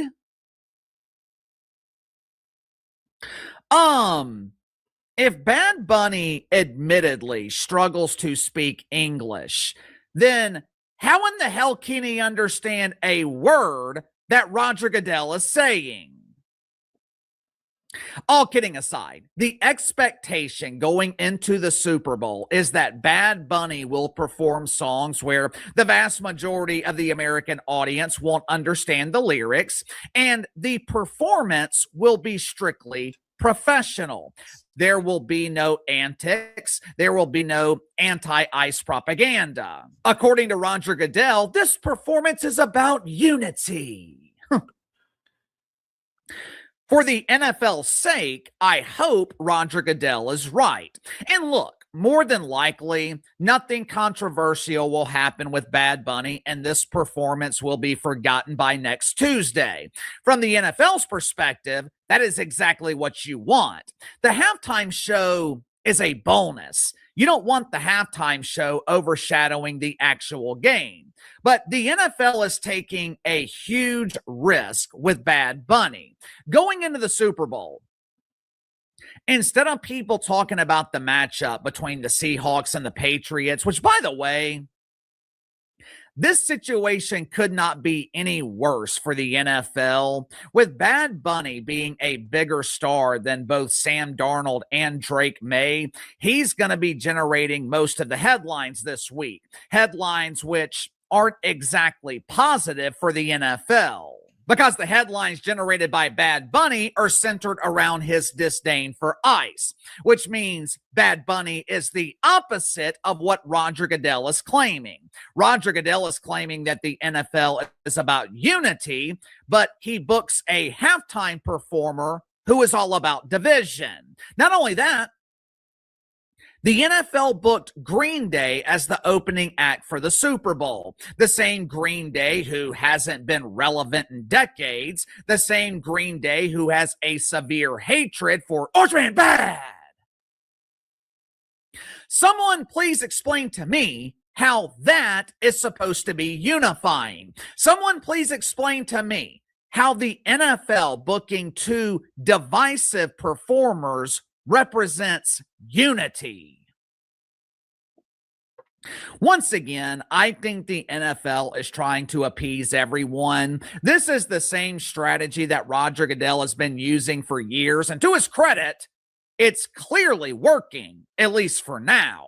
The NFL knows that their fan base is willing to tolerate a lot of shit, but at the same time, they have to appease the wanker spankers in the mainstream media. They have to appease the lonely men that cheer for referees during NFL games.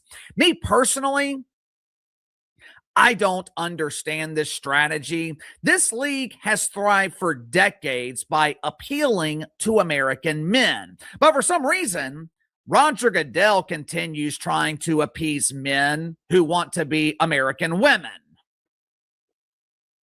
It's going to be interesting to see how many people turn off the Super Bowl during halftime on Sunday, or even if they turn off the Super Bowl. Turning Point USA has organized an alternate halftime show. Turning Point has organized a pro-American halftime performance. They booked some dude named Bradley Gilbert, Lee Bryce, Gabby Barrett, not to be confused with Gabby Newsom, the esteemed governor of the People's Republic of California. From my understanding, most of these artists are country music stars, which explains why Uncle KC has never heard of them. However, Kid Rock is going to be the headliner. But even if he wasn't, I would much rather watch Brad Gilbert than Brad Bunny. Because of all the controversy leading into the Super Bowl, it would actually be a win for the NFL if this Bad Booger performance is a performance and not a political statement. That would be a big win for the NFL. But it's also a huge risk. Because if Bad Booger goes off script, if Bad Booger wears anything even remotely political, Roger Goodell and the NFL will be dealing with the ass fire. Sound off in the comments below. I'll see you guys later on the main channel. All right, let's keep it moving. I want to talk about former failed CNN host with relevance deprivation disorder, Don Lemon. And President Trump has ripped into him over his claim that he was acting as a journalist when he followed a mob of anti-ICE protesters storming a church in Minneapolis. Have a look at what he had to say. One Trump hater in particular, there's just, I watched his performance. It was terrible. They try and use freedom of press and all this to get out of a criminal event. But they were, that was a horrible thing to witness. And meanwhile, we've had others on the left saying that, oh, no, this church, showing the church and what was going on in this church was like showing what was going on in the death camps in Nazi Germany. I mean, come on, Brianna, the left, they've lost it on this one, haven't they? Don Lemon is an embarrassment of a journalist, let alone a man. I mean, take it at just the face value. Men are supposed to protect women and children. And Don Lemon went into this Christian church to harass and terrorize young children. So not only did he fail as a journalist, he failed just in his basic manhood. As for his journalistic, look, being a journalist is not a get out of jail free card. I cannot go and commit a crime and say, but I'm a journalist. I was just testing this out because I'm going to write an entire report on how to actually rob someone successfully. No, you don't get to do those things. And according to the indictment, he blocked one of the, I think it was the exit ways. That's not what a journalist does. He was also harassing the pastor. The pastor said, look, these are people who are trying to worship. And Don Lemon says, well, they have, freedom of the press. Well, there's also freedom of religion, and he violated that.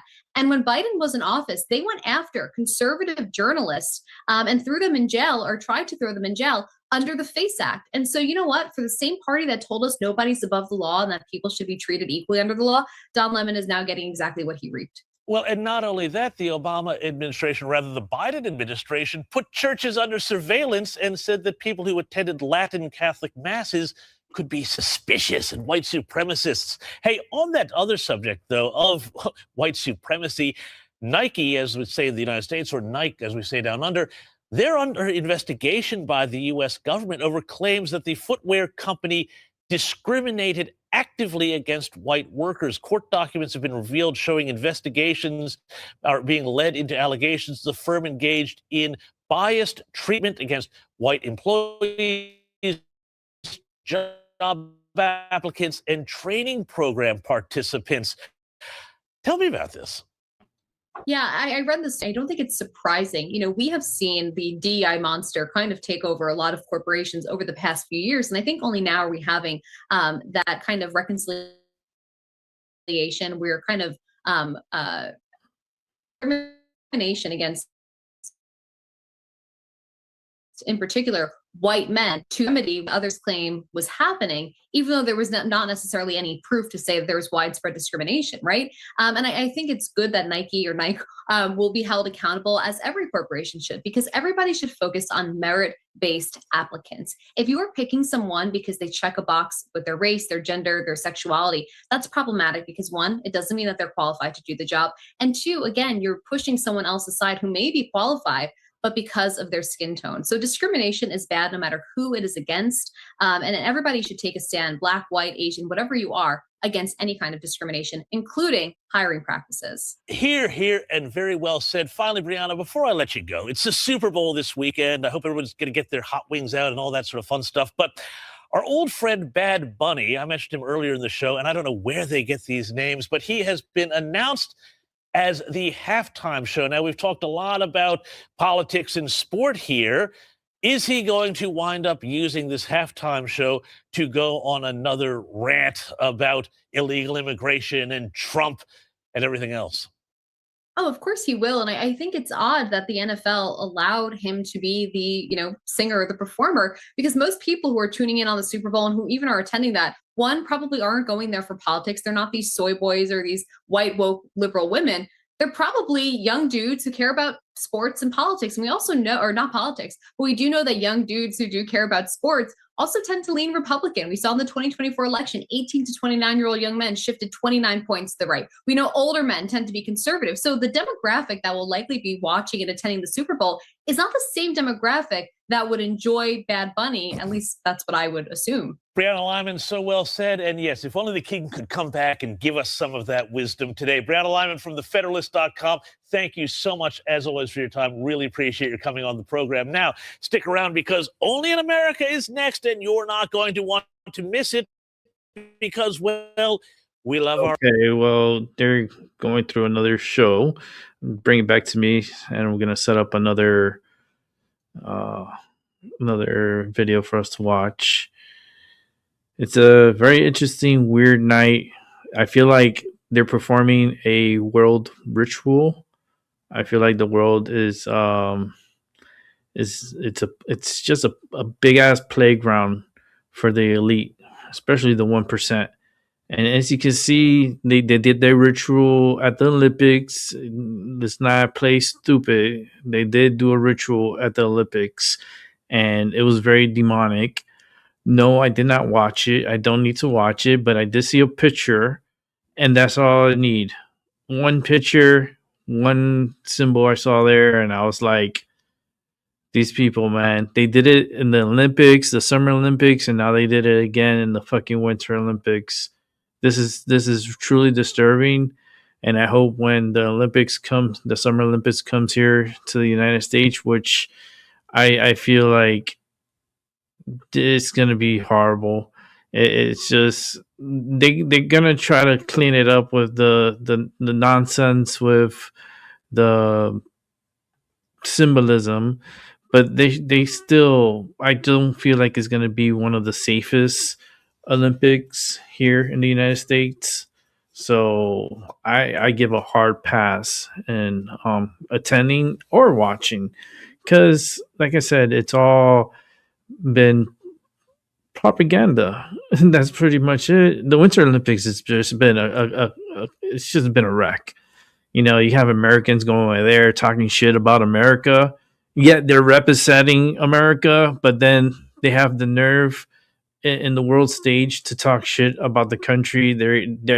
We're fucking paying the bill for this motherfucker to go over there, to go to Italy, and to spend time with all these other athletes and pay for his food and pay for his clothes and pay for everything. But they get to talk shit. You know, if I was in charge, I would be like, look, you're done with the Olympics. You're sending you back home. We're sending you. You just don't represent the United States, and that's the purpose of going to the fucking Olympics, is to put the best athletes from our country against the best athletes against the world, against everyone, and whoever's the best takes the gold. Fair, right? No, they want to make it political. They want to make it fucking. It's just I lost already full faith in the Olympics. Like I hope when they come here it changes big time. If not, I don't mind boycotting it and not even watching it. You know, because they need my view more than anything, and that's what they need. They need our views. If we don't watch it, guess what? They don't get paid. We have the ultimate power. Turn it off. Okay, so let's go ahead to the next video here. So imagine being offered the biggest stage in the world, the Super Bowl, 100 million eyes all on you. The chance to cement your legacy forever alongside with the biggest star in the world right now, Mr. Bad Bunny himself. Most people would definitely say yes before the question was even finished. Yeah, I don't wear Nike. Big boss. What did he say? He said no. And the reason why is going to challenge everything you think about success. So let's check out this clip from Isaiah Robbins' video when he is being asked this same question. Let's go. If he were to ask you to perform Gasolina with him at Super Bowl, would you? Oh, no, not right now. Not right now. No, right now. Wait, what? What was that again? Wow. I'm on a different mission right now. But even though I respect what he's doing right now. I'm in a different mission. Benito's is an ally, and I love it. He's from Puerto Rico, and actually we were talking yesterday. I told him, I wish you the best. Go there and do your best, and we're proud of you. But it's different. I'm in a different mission right now. It's different. So I gotta represent what I'm doing right now 100%. So if he knows it's demonic, that's why. That's different. You know what I'm saying? You can be friends. Okay, I'm going there. I'm gonna demonic friends. Do Sonríele for the rest of the world. But you're not gonna follow them. I'm gonna send a message. That's what I'm saying. Oh my gosh. That is crazy, yo. That is super crazy. Did y'all catch that? He said, I have to represent what I'm doing 100%. He didn't say he hates the music. He didn't say he hates Bad Bunny. He said his mission has changed. And because his mission changed, his yes had to change. You're wondering where he came from. You're wondering what he used to do. Let's check this clip out of who was Daddy Yankee before. Named it the best reggaeton song of all time. And in 2023, Gasolina became the first reggaeton song to be selected for preservation in the National Recording Registry. Now, Daddy Yankee has more than 60 million monthly listeners on Spotify and huge crossover hits like the Rompe remix featuring G-Unit. To his 2019 feature on the global phenomenon Despacito with Luis Fonsi, which produced the most watched music video of all time on YouTube with 8.8 billion views. Yeah.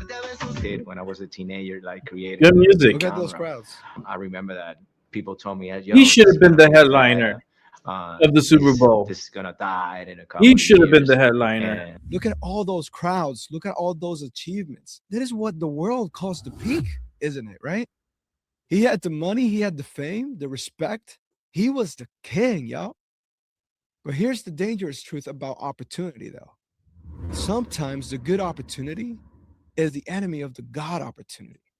Let me say that again. Sometimes the good opportunity is the enemy of the God opportunity. And we live in a culture that screams. Yeah, Daddy take Yankee the done deal. songs in English. Take the promotion. Build a platform. But Jesus warned us in Mark 8:36, for what shall I profit a man if he shall gain the world and lose his own soul? Daddy Yankee realized that he had gained the world entirely. And Daddy Yankee but speaks something was English. missing. So let's check this He clip knows how to out and speak see English proper. his thoughts about it. No mismo vivir una vida de éxito que una vida con propósito. By the way, shout out to my guy, Cap Chatfield and Isaiah Robbins for doing these clips, and also to ABC News, who did the interview with Daddy Yankee. Por mucho tiempo yo intenté llenar un vacío en mi vida que nadie pudo llenar. In my life that no one or too Trataba fast. de rellenar y buscar un sentido a mi vida. My life. En ocasiones aparentaba estar bien feliz, I'm very happy about it. pero There's faltaba sometimes algo it makes me para complete. hacerme completo. Y les tengo que confesar To confess que ya esas días that they terminaron. already owed. Alguien pudo llenar ese vacío que sentía por mucho tiempo.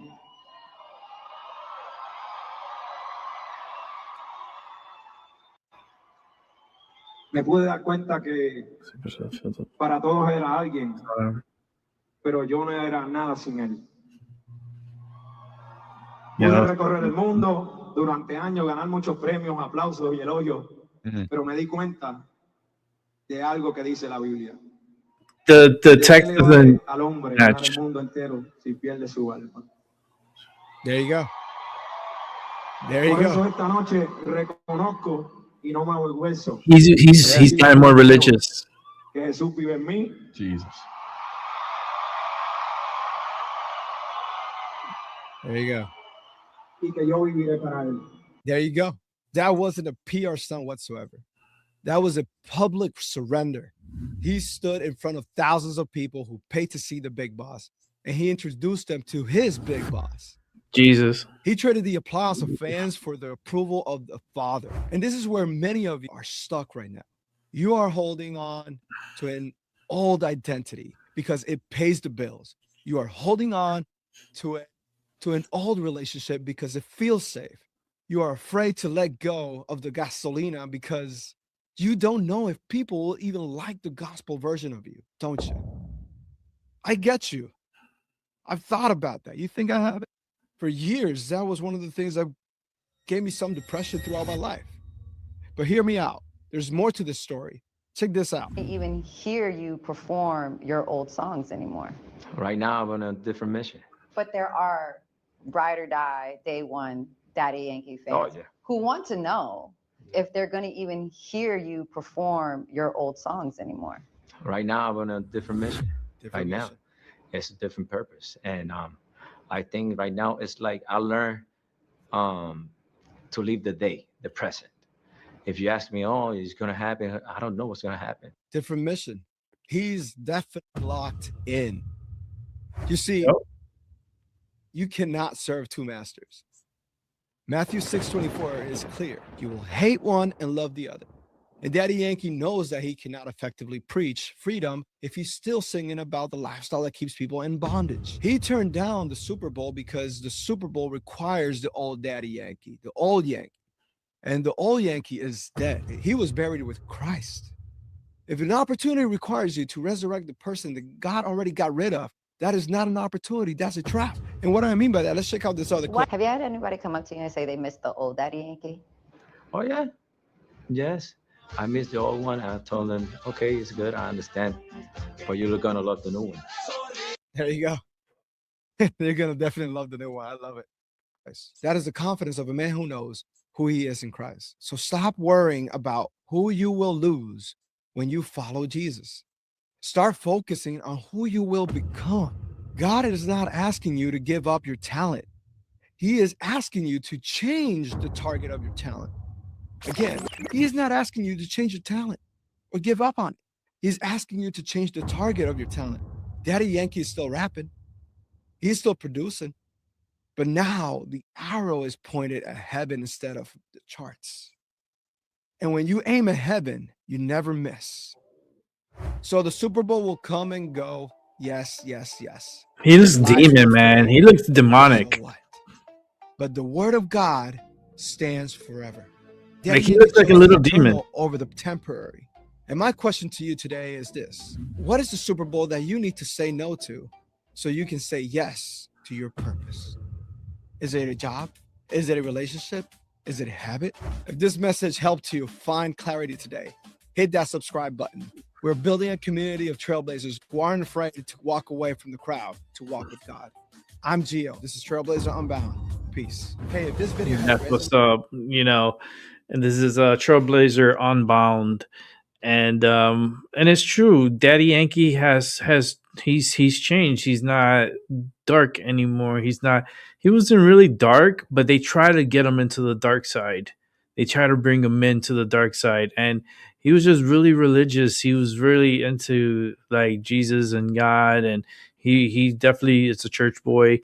And everything that Bunny is doing is like it's just against what he's doing. He's on another mission. He's on a mission, for the good, for God, for he's moved on a different direction. And Bad Bunny just took the bait, like the bunny, right? He went down the hole, and now he's in the Wonderland, and he thinks everything upside down is good. And he looks very demonic. He got with the Kardashians. He's still with the Kardashian. He is a Kardashian. Okay, let's not get it twisted.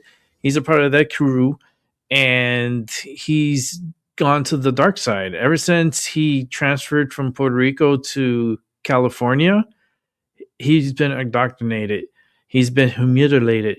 They put that man on a dress, and they took millions of pictures in him in a dress, and doing all prerogative like stands. And if you've seen his videos, you'll know what I'm talking about. It's stupid. You know what I mean? It just, to me, it's like, listen, I just don't like it. And a lot of Puerto Ricans in Puerto Rico just don't like Bad Bunny.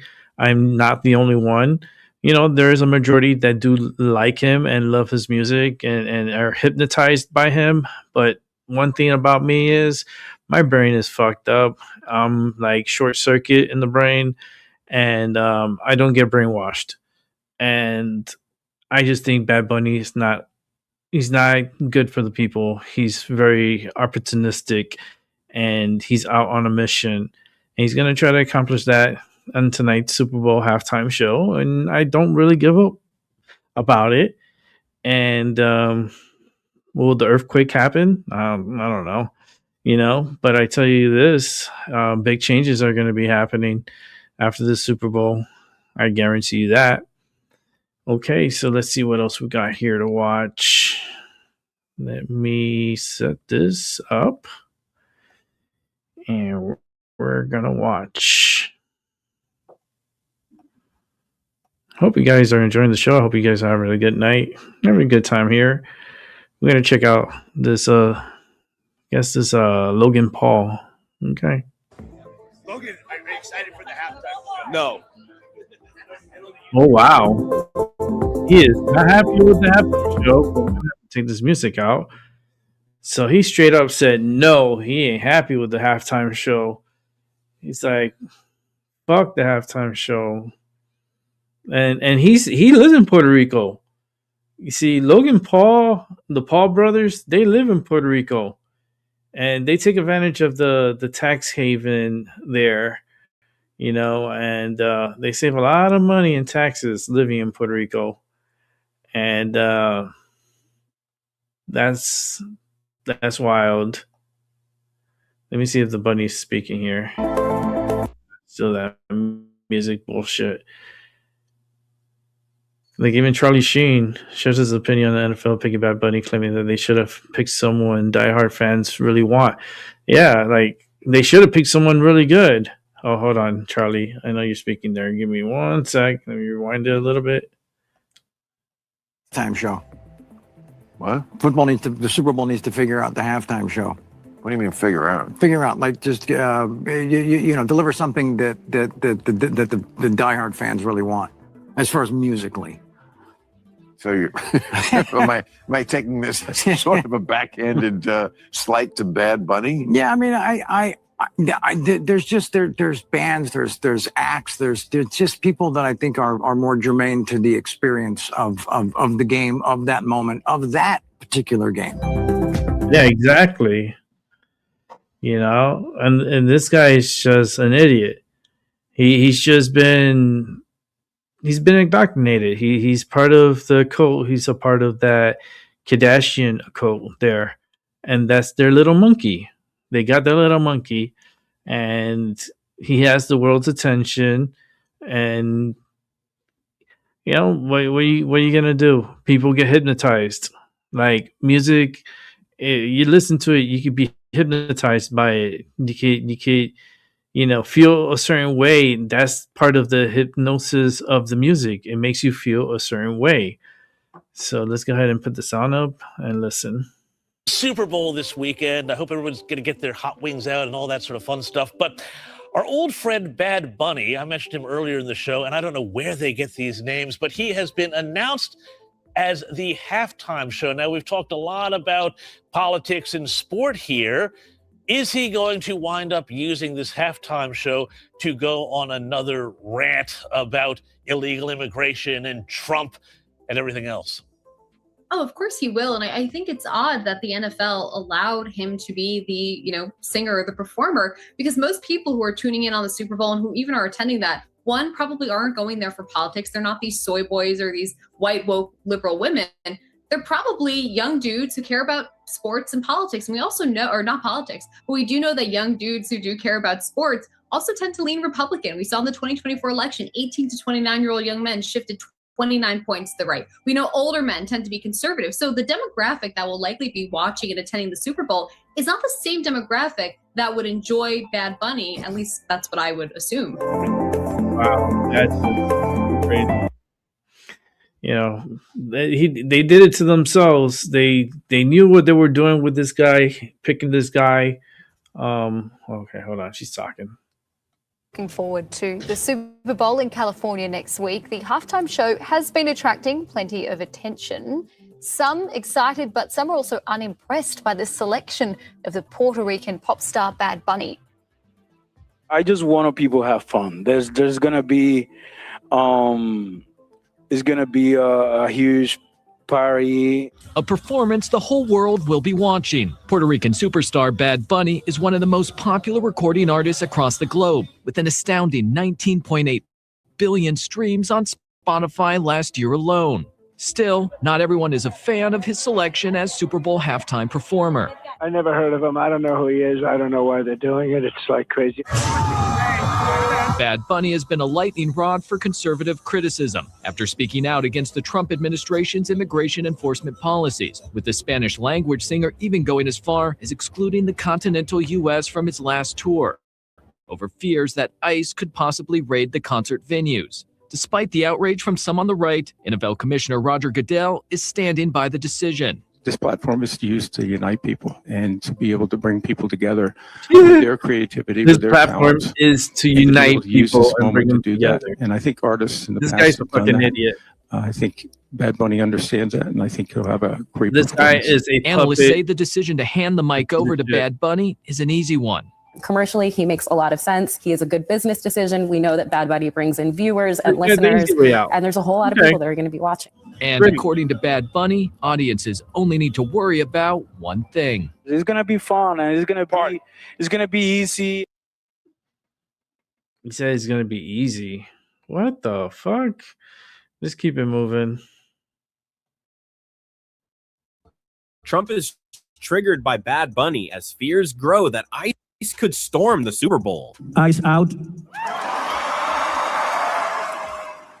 The Super Bowl is supposed to be about football, fireworks, and halftime spectacle. This year, it's something else entirely, because long before kickoff, the loudest noise isn't coming from the stadium. It's coming from a cultural and political collision that has turned the biggest night in American sports into a national pressure cooker. At the center of it all is Bad Bunny, the most streamed artist on the planet, stepping onto the Super Bowl halftime stage with the full weight of America watching. And standing directly opposite him, at least rhetorically, is Donald Trump, who has made no secret of his anger over Bad Bunny's selection, his politics, and what this performance represents. What started as a halftime booking has now exploded into a full-blown culture war, one involving immigration, national identity, celebrity power, and a very real question some fans are asking out loud. Could ICE actually show up at the Super Bowl? Bad Bunny didn't stumble into this moment. In the days leading up to the game, he openly provoked Trump's political world, not with insults, but with symbolism, language, and timing. Fresh off historic Grammy wins, he stood on stage and said 2 words that sent shockwaves through conservative America. ICE out, not screamed, not chanted, calmly stated. And that calm delivery is exactly why it landed so hard. This wasn't a random outburst. Bad Bunny has been vocal for years about immigration enforcement, Puerto Rico's treatment by the federal government, and what he sees as systemic targeting of Latino communities. His music, performances, and public statements have increasingly blurred the line between pop culture and protest. And now that message is headed straight into over 100 million living rooms. Trump's reaction was immediate and blunt. He dismissed Bad Bunny as a terrible choice, questioned his popularity, and framed the halftime show as divisive rather than unifying. Behind the scenes, allies echoed the same theme, that the Super Bowl was being politicized, turned woke, or taken away from traditional America. But here's where the tension really escalated. Bad Bunny didn't just criticize ICE, he structured his entire recent career around avoiding it. He skipped mainland US tour dates, citing fears that immigration agents could target fans outside venues. He chose Puerto Rico as a base for massive performances, making a statement without ever needing to spell one out. And now, as the Super Bowl approaches, speculation has gone nuclear. Will ICE agents be present at the event? To be clear, there is no confirmed plan for ICE to storm the Super Bowl. No official announcement, no verified operation, but the rumor itself has become part of the story. High-ranking officials have spoken publicly about aggressive enforcement policies around large events. Online prediction markets have exploded with bets on whether Bad Bunny will reference ICE again on stage. The uncertainty alone has been enough to fuel panic, outrage, and conspiracy theories across social media. And that uncertainty is exactly what makes this moment combustible. For Bad Bunny's supporters, this performance is historic. He is set to become the first Super Bowl halftime headliner to perform primarily in Spanish, a direct challenge to the idea that American culture must sound or look a certain way. For critics, that same fact feels like a line being crossed. The backlash isn't just about music, it's about who gets to represent America on its biggest stage. That anger has found a soundtrack of its own. Enter Kid Rock, long positioned as MAGA's favorite musician. As Bad Bunny prepares for halftime, Kid Rock has aligned himself with a conservative counter-event billed as an all-American alternative. The contrast couldn't be sharper. One artist at the peak of global relevance, another leaning heavily into patriotic branding and political loyalty. Kid Rock's presence has turned this into a symbolic showdown, not just left versus right, but past versus present. Spanish language global pop versus English language heartland rock. Immigration activism versus border enforcement rhetoric. It's no longer about which performance gets more viewers. It's about which version of America feels seen, and that divide is everywhere. Some fans are furious that Bad Bunny is performing at all, accusing the NFL of alienating its core audience. Others say the outrage proves exactly why his presence matters. Conservative commentators frame the halftime show as an attack on American values. Latino supporters see it as long overdue recognition. Even people who don't follow Bad Bunny or Trump closely are being pulled into the argument simply by existing online. Trump himself won't attend the game, citing distance and disagreement with the entertainment choices. But make no mistake, his influence will be felt. A taped interview is set to air during Super Bowl coverage, ensuring his voice is part of the night, whether he's in the stadium or not. Which brings us back to the real tension hanging over this performance. Bad Bunny has promised a celebration, a party, music, dance, culture. But history shows that even subtle imagery at the Super Bowl can ignite massive backlash. A flag, a lyric, a phrase, a moment of silence, anything can become the flashpoint. And that's why this halftime show feels different. It's not just about whether Bad Bunny will stick it to Trump or ICE. It's about whether America can even agree on what the Super Bowl is supposed to be anymore. Entertainment or statement, escape or confrontation, unity or reflection.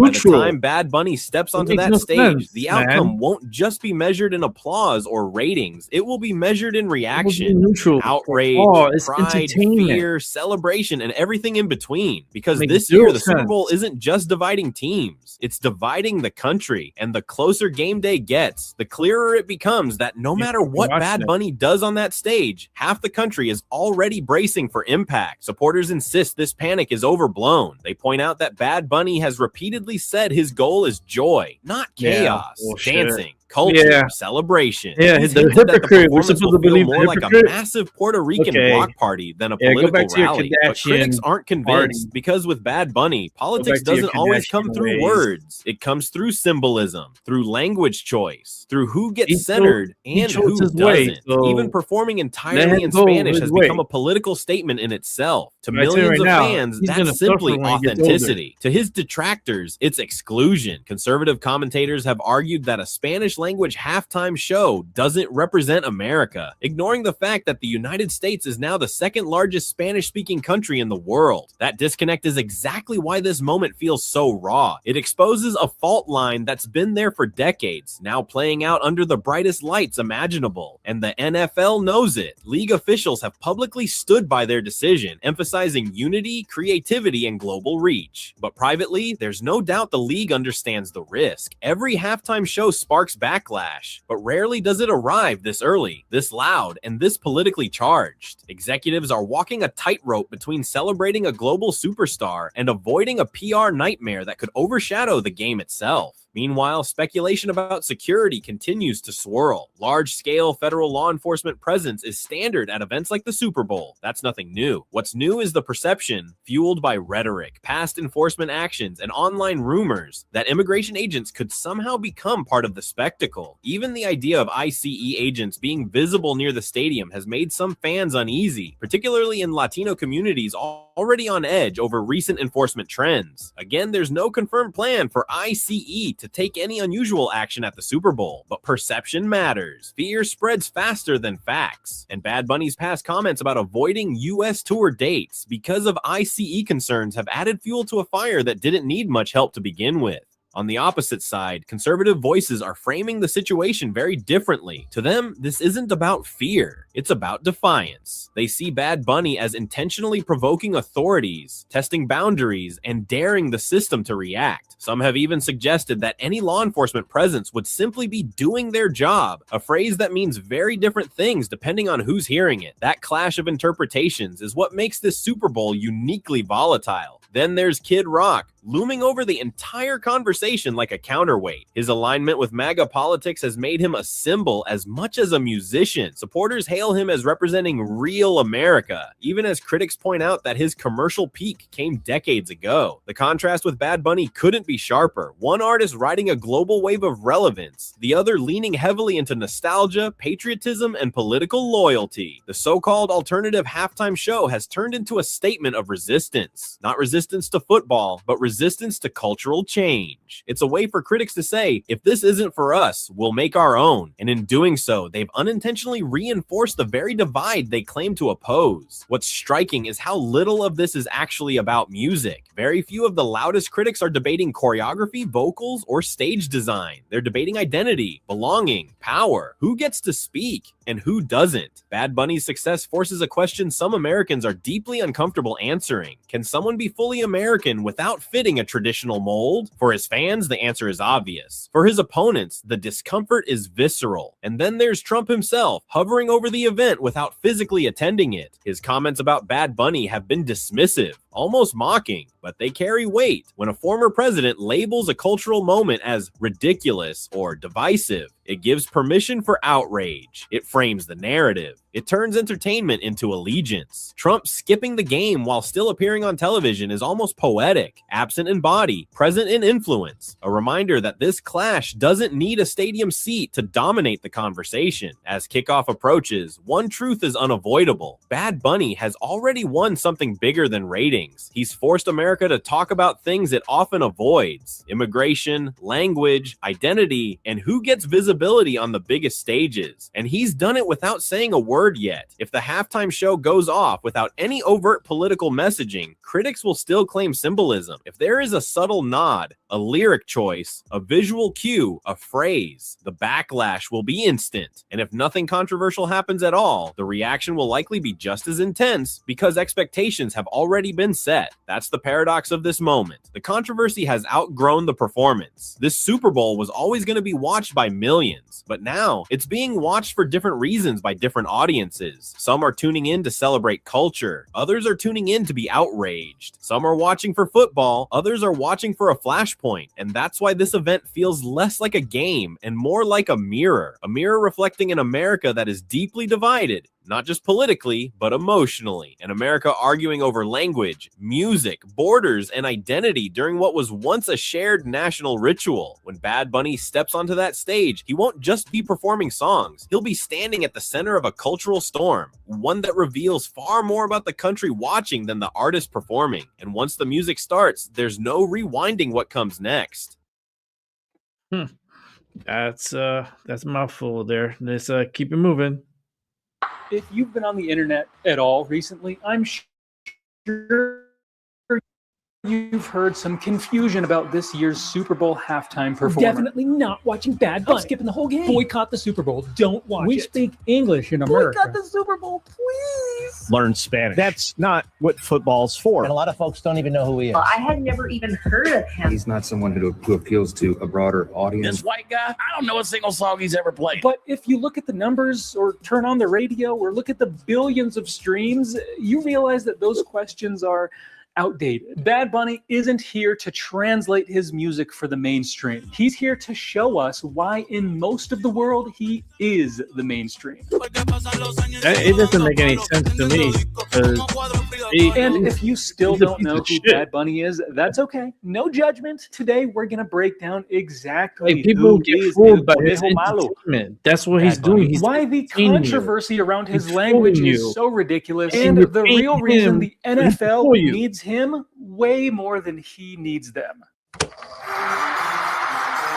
Crazy, man. It is mad Real quick, crazy. before we talk about the artist, let's talk about the venue. The Super Bowl halftime show is all about the numbers. Ever since Michael Jackson's halftime show in 1993 pulled in more viewers than the game itself, the NFL figured something out. For a lot of people, the halftime show is the main event. And sure, plenty of people love American football for whatever reason. But for example, in 2025, people weren't spending weeks posting reaction videos to the game itself. They were talking about Kendrick Lamar. And for the past 3 years in a row, each halftime show has set a new record for peak concurrent viewers. So when the NFL picks an artist, it's not a gamble. They know exactly what they're doing, which brings us to this year. And if you want to understand how they landed on a guy who less than a decade ago was bagging groceries in Puerto Rico,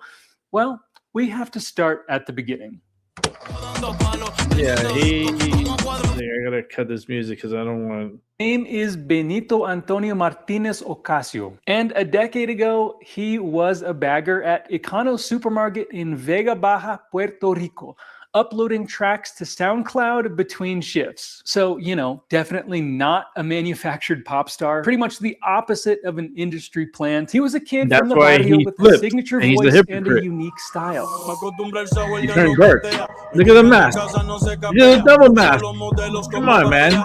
You hear that right deep, there. slurred baritone? Look That's at the the double trap mask. sound that first caught fire back in like 2016, Hello. 20. Unlike other rising stars He at the sold his time soul, who burnt out, Benito evolved. He didn't just stay in the trap lane. He blended rock, reggaeton, synth pop, merengue, and the results, he became the most streamed artist on Spotify for 3 consecutive years. He beat Taylor Swift. He beat Drake. And the craziest part, he did it without recording a single song in English. So let's take a look at 3 tracks that explain his worldwide dominance. All right. I gotta cut this music stuff because I ain't gonna get hit with his bullshit copyright shit.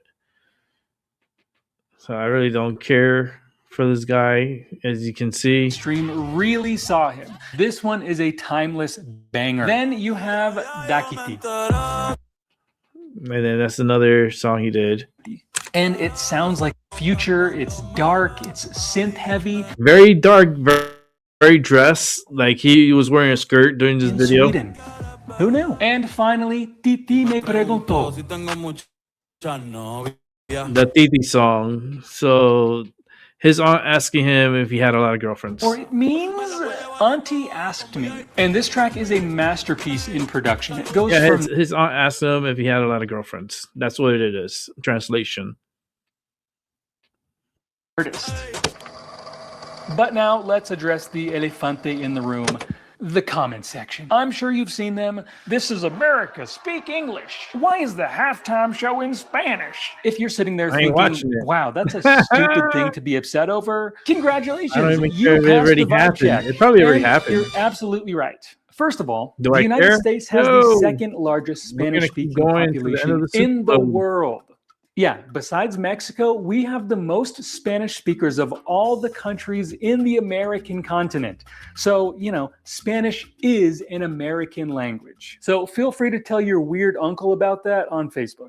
But also just look at the data. Apple Music numbers don't lie. The Billboard charts don't lie. Music has globalized. Dudes in Colorado listen to Brazilian music all day long on their record player. Kids in Ohio listen to K-pop and reggaeton. So Bad Bunny's refusal to sing in English is not a limitation. First of all, he speaks English. He just makes songs in Spanish. And historically, a lot of Latin artists have made crossover songs in English in order to break into the mainstream market. And that's okay. That's totally fine. But Bad Bunny didn't need to. That's okay too. And if anyone is still confused about Bad Bunny being the obvious choice for halftime performer this year, you just have to look at the other side of the coin. The business side. The NFL is not doing this just to be inclusive. They're doing this to survive. Okay, putting aside my personal opinions of the sport that, you know, has like 6 seconds of action, followed by 2 minutes of huddling, 3 minutes of ads, and constant stoppage. Okay, sorry, I'm done. Putting aside all of that, the NFL has saturated the US market. Everyone who is going to watch football here is already watching. So to grow, the league has to expand internationally. And that's exactly what they're doing. They're pushing hard into Mexico, Brazil, Latin America in general, Europe. And if you're going to invest so much into appealing to Latin America to get them to buy tickets, it only makes sense that you get a Latino artist to perform during the big game. That's just good business. Especially when he happens to be literally the biggest artist in the entire world right now. So if you want to get ready for Sunday, you want to enjoy the show, sing along, maybe dance a little bit, here is your homework. I'd say go ahead and start by just listening to DTMF, which just won the Grammy for Album of the Year, the first foreign language album to do so. It's just good listening from the very first track. And the title, Debí tirar más fotos, literally means I should have taken more pictures. It's nostalgic, it's emotional, it's very Caribbean, very Puerto Rico. Looking back, appreciating the moment, realizing it went by too fast. But see, just the like guy, my trip to that's Puerto the problem. Next, if you dig the music and want to learn more about the man behind it, I'd say watch the video El Apagón. Guy is very it's demonic. like a love letter to Puerto Rico, but also deals He is with very some demonic. real issues like blackouts and He displacements chose on his the island. side. It's beautifully And shot, it's not his has shit. important messages, and it's a great way to practice your Español Puerto He's Rican. into the Antifa shit. Did I'm you still know about working on that? And Oh, if you no, discover that right? you really, Oh, okay. really I like forgot Bad about the Bunny, riots that happened in go Puerto and watch Rico. his WWE And he was highlights. participating in it. Yes, WWE. Widely And it was considered part of to be the one of the best side, celebrity Rico. collaborations in wrestling history. But, I'm serious. you know, This you guys happened, don't know about and that. this man can do just about anything. Now, if you've been a Bad Bunny fan for years or for months or, you know, just I think for his 8 wrestling minutes, was very what do you generic. think about all this drama about the upcoming show? And There wasn't more nothing really importantly, special. what song are you most excited to hear? Drop it in a comment below. And if you like these deep dives about international pop culture and languages, subscribe to Lingo Pie for more. See you in the next one. All right, and let's keep it moving because we got more to watch.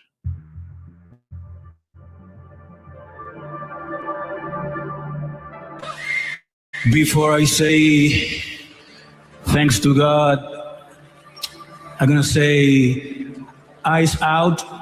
Okay, that's where I had my problem. You know, one thing that I've learned, you don't put anything before God. You know what I mean?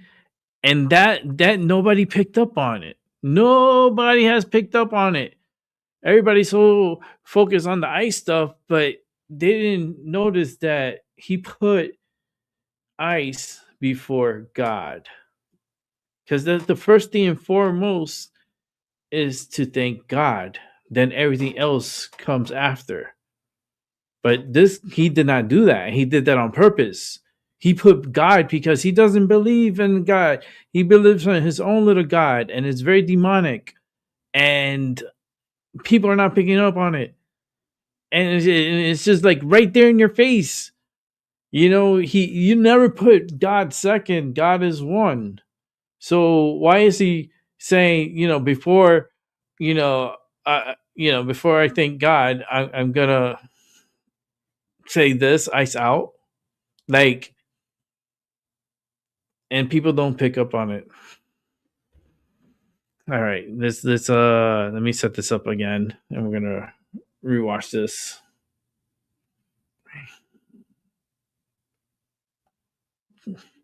Listen to what he says.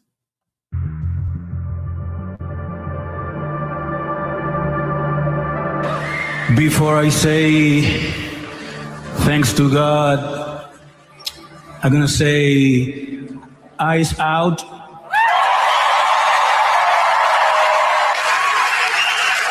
We're not savage, we're not animals, we're not aliens, we are humans and we are Americans.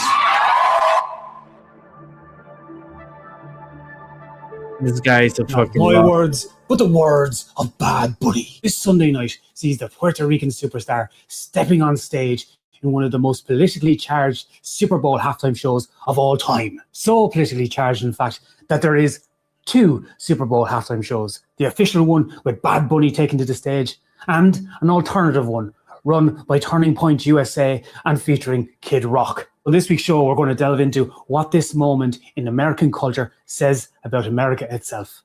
A split screen, an America divided, and a Trump administration trying to replace culture. Let's dive in.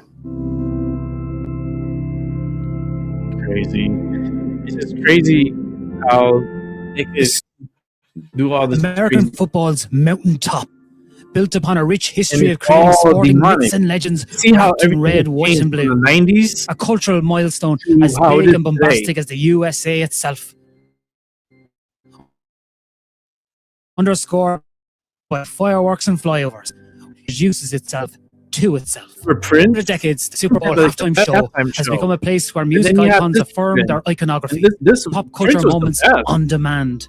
From such music The best industry luminaries halftime show, I as think, Prince, Prince. Beyonce, U2, and more, performing retrospective jukebox sets against a But this guy got multimedia very backdrop. political, very Recently, democratic. rising too. artists poised to ascend those lofty Then the heights Democrats have took stepped over onto the America's halftime show. biggest stage, conveying the country's current social temperature. Especially See when Kendrick Jay-Z Lamar's took over. incendiary halftime show last year, where the layered realities of American exceptionalism become both text and subtext. But this was all before the reality of Donald Trump's second term had fully taken shape, and the looming presence of ICE, authoritarianism, and imperialism had stepped out of the shadows. Now, only 1 month into 2026, with the deaths of Rene Good and Alex Pretty at the hands of ICE fresh in the public's mind and protests on the streets, the Super Bowl halftime show has once again become a charged cultural focal point. And into this moment steps Yeah, Bad Michael Bunny. Jackson, the one they had that like long ass pause. Real name Benito Antonio Martinez Ocasio, the Puerto Rican-born, Ocasio. Grammy Award-winning Latin trap Ocasio artist, is a global AOC. superstar. He's a His music, Ocasio known also. and adored by millions, is more than deserving of America's biggest trust stage. Ocasio. And in many ways, Bad Bunny is the embodiment I don't of that like the American name, I dream. don't trust him. But for some, not the American dream of 2026. Because in the hours and days after the NFL announced Bad Bunny as a Super Bowl halftime performer, a chorus of right-wing politicians and commentators pounced on the decision as evidence of a cultural drift. House Speaker Mike Johnson publicly questioned the choice, suggesting the league should have tapped a more traditional American artist, arguing that Bad Bunny, who predominantly performs in Spanish and has openly criticized President Trump, fails to reflect traditional American values. Meanwhile, some conservative media figures took their critiques into surreal territory. Commentator Tommy Loren publicly claimed Bad Bunny is not an American artist, apparently unaware that Puerto Ricans are US citizens by birth, a gaffe that quickly went viral and was widely mocked online. Right-wing pundits on social platforms also complained that Bad Bunny's music contains no songs in English and branded him a massive Trump hater and an anti-ICE activist, casting his global stardom as a political affront rather than an entertainment choice of the people. In direct response to the NFL's choice of Bad Bunny as the official Super Bowl halftime headliner, the conservative non-profit group Turning Point USA announced its own counter-programming event entitled the All-American Halftime Show, scheduled to stream the same time as the NFL's halftime broadcast. The lineup is headlined by Kid Rock and features country and rock artists Bradley Gilbert, Lee Brice, and Gabby Barrett, all performing outside the official Super Bowl stage with the explicit aim of offering what organizers describe as an alternative rooted in faith, family, and freedom. Turning Point USA's public statements frame the event not as merely entertainment, but as a cultural rejoinder to the official selection. According to organization leadership, the show is intended to appeal to all Americans who want a family-friendly production without political agenda. Kid Rock himself leaned into this dynamic, describing the endeavor as a kind of David versus Goliath to the NFL spectacle and contrasting his show with what he portrayed as Bad Bunny's choice to have a dance party and wear a dress and sing in Spanish, adding, "We want to play great songs for folks who love America." I'm sure he's within this moment with the official and alternative halftime shows doesn't just reflect a culture war, it shows a nation viewing its identity through two separate lenses. On one side is Bad Bunny, a global superstar whose Spanish-language artistry visibility comes out of Latin and Black cultural worlds that have historically been marginalized in mainstream US entertainment. Analysts argue that much of the opposition stems not from his music, but from his presence. Puerto Rican performing in Spanish, from his critiques of US immigration policy, because both upset an established cultural order that expects the national stage to reflect a particular Anglo-centered image of the nation rather than its lived diversity. The alternative show's all-English, all-white lineup and its framing as a response to the Spanish-language artists reveal not only a cultural division, but a deeper political project. One that seeks to recenter power around a dominant demographic while pushing against the expanding influence of people of color, immigrant cultures, and the idea of America as a multilingual, multiracial society. They'll use the World Cup. And maybe that's where the real halftime show is this year. Not the one on the field, but the one playing out across the country, where music has become a border, language becomes a threat, and culture becomes a line in the sand you're told not to cross.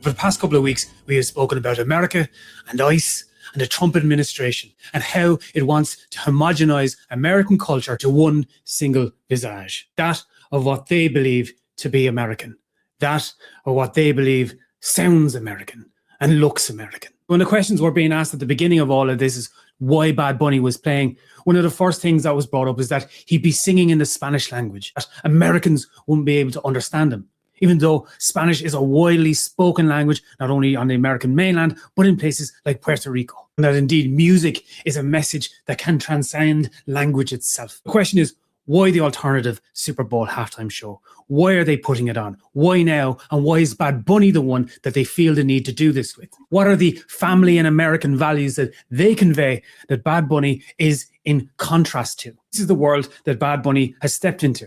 He stepped into an America that no longer sees him as an American citizen, that no longer sees Spanish as a language that is in and itself American. It sees it as other. That's something that people in Puerto Rico have been pushing against ever since America colonized it in the 1800s. As an Irish person, I can understand that. We, as Irish people, have a connection to those in Puerto Rico that has been actually explained in our last video about Bad Bunny, even more so by some great Puerto Ricans who came into the comments and illuminated me on such things. But also, we have a connection in our lived history. As Irish people, we know what it was like under the British Empire. We know what it was like to have our language and our identity try to be erased. That was what was done to us. That's what they tried to do with the famine. And that's what they tried to do with the cultural erasure of the Irish people and our language. Something we're still struggling with to this very day. A colonizer, an imperialist, looking at a group of people that they colonized and saying that their language and that their culture is not of their liking. That shared connection between the Irish and the Puerto Ricans is why I think this hits so hard for me as an Irish person watching it. Bad Bunny defiantly steps onto that stage, the Super Bowl halftime show. He is going into one of the most politically charged environments of any artist ever to step onto that stage. And that's a hell of a weight for anyone to carry. But it's an important one.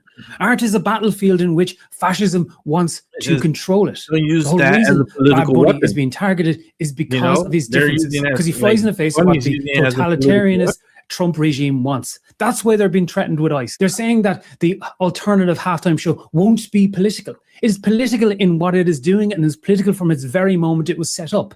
It's political because it is saying that Bad Bunny is not somebody who belongs on the American stage, that Puerto Rico doesn't belong on the American stage, and that people like him don't belong. And they're threatening them with their own secret police. This isn't something from an Orwellian novel. This is something from 2026. This is something that is happening right now. This is a fascist regime trying to control the narrative and trying to control culture. If you try to express our culture, we'll get the police after you. You try to come and see something where that culture is expressed, we'll get the police after you. If you get out of your home and you go to see this gig, if you go to see this artist, we'll get the police after you. We'll get ICE and we'll have you deported. That's a threat. Not just Puerto Ricans, but anyone that doesn't fit in with their idea of what it is to be American, and that is white and Christian. Fascism wants to homogenize all things into itself. It doesn't want anything that deviates, and it doesn't want anything that criticizes. Culture, art, and music is something that is ever evolving, and we learn from each other, and we listen to each other. Over the past while, I've been listening to Bad Bunny's music, and I absolutely adore it. And as I say, there's a huge connection, I think, between Puerto Rico and Ireland, and how our culture and how we use our culture in our modern music. In the same way, Bad Bunny is using Puerto Rican traditional music and traditional beats and sounds. We do that here in Ireland. Bands like, as I say, Kneecap are one of them. The Fontaines are another. We use our background. We use our struggle. We use that oppressive background to rebel against it and to bring it back, the tradition and our music, into a modern era and celebrate in spite of the colonizers and in spite of the imperialists and in spite of the fascists. And that's what Bad Bunny will be doing on Sunday night. He may not have wanted that. He may not have factored that in, but that's what's going to happen. It's crazy.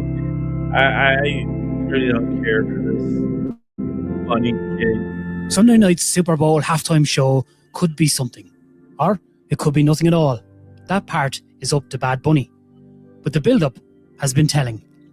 When Bad Bunny walks onto that stage, he won't be stepping into a neutral space. His atmospheric backdrop will not be that of Springsteen or Jackson. He'll be stepping into a country already arguing about who he's allowed to be, where he's allowed to be, and how he's allowed to be. All while the audience itself will be faced with the same questions. He said he was as the never presence of performing ICE in that looms state. large over America's grandest stage. Questions like whether Spanish belongs there, whether Latin and Black history belongs there. He did it for all a battle their culture did it for has the been money. fighting for long before Donald Trump. But he didn't get paid. And that for argument it. won't be settled by choreography or guest He's not appearances playing or games. whether the show plays well He's in getting Middle paid, America. Or okay? if Loren, Musk and Shapiro get it or approve it. Divide et impera, divide and rule. A conceit thousands of years old, muttered by Julius Caesar himself. A practice still in effect today. That's why the backlash came early, and that's why the alternative halftime show exists at all. It's a cultural barricade, a literal split screen, two Americas existing in parallel and contrast to one another, with only one benefactor, dear leader, the party. As I've said on this show before, fascism wants to own everything. Nothing can exist without its shadow, and nothing can exist without dear leader's approval. But history tells us something important. Protest in art is far more effective than we'd like to believe. The imagination, creativity, these are not easily owned or suppressed. The people, the very entity authoritarianism needs to subdue, are not so easily parted with these things. Sunday night, Bad Bunny, a Puerto Rican, a man from a place attacked and vilified by Trump's administration, a walking symbol of the very people ICE seeks to intimidate and erase, will be thrust into the center of it all. A musician, a songwriter, an artist, a person. See the horns coming out from have America's biggest microphone. The far right wishes him not to have. Symbolism, man. One they want to you mute. right there. Not just for him, You can't trust but what for he all says. that don't fit he's dear in leader's vision control. of America. He's holding So when the himself cameras to the cut live devil. on Sunday Holding night, himself to the what devil. we're really watching isn't And just a he's gonna be halftime alone. show. We're watching two versions of Did you see America him on the share pole the there? same moment at That's the his- same that's- time. That's him. One trying to hold a fascist line, and the other trying to resist it. In the midst of it all, Benito Antonio Martinez Ocasio from Puerto Rico will be the one who has their say. Crazy. And so it goes, and there it went. Bad Bunny and the Super Bowl halftime show, and the alternative Super Bowl halftime show. A cultural representation of America divided, and of the fascist totalitarian regime that now sits in charge. But what about you? What do you think about Bad Bunny? What do you think about the Super Bowl He's a piece halftime of show? shit. What do you think he'll do? Will he confront He's a all of this hypocrite. on stage? What will the alternative Super Bowl halftime show have to say for itself? I have a lot Where of groups in does my this leave family. America I know and America's one- culture? I Comment down know a below law, and let me know. and I And can if you tell could you, like, comment, share, and they're a bunch subscribe, of that would be a hypocrites. great help to the video There's and a a lot great of help to the hypocrisy channel. in I'll Puerto be Rico. forever grateful. Puerto And as Rico is always, run by Democrats. see you next Let's week. not forget that.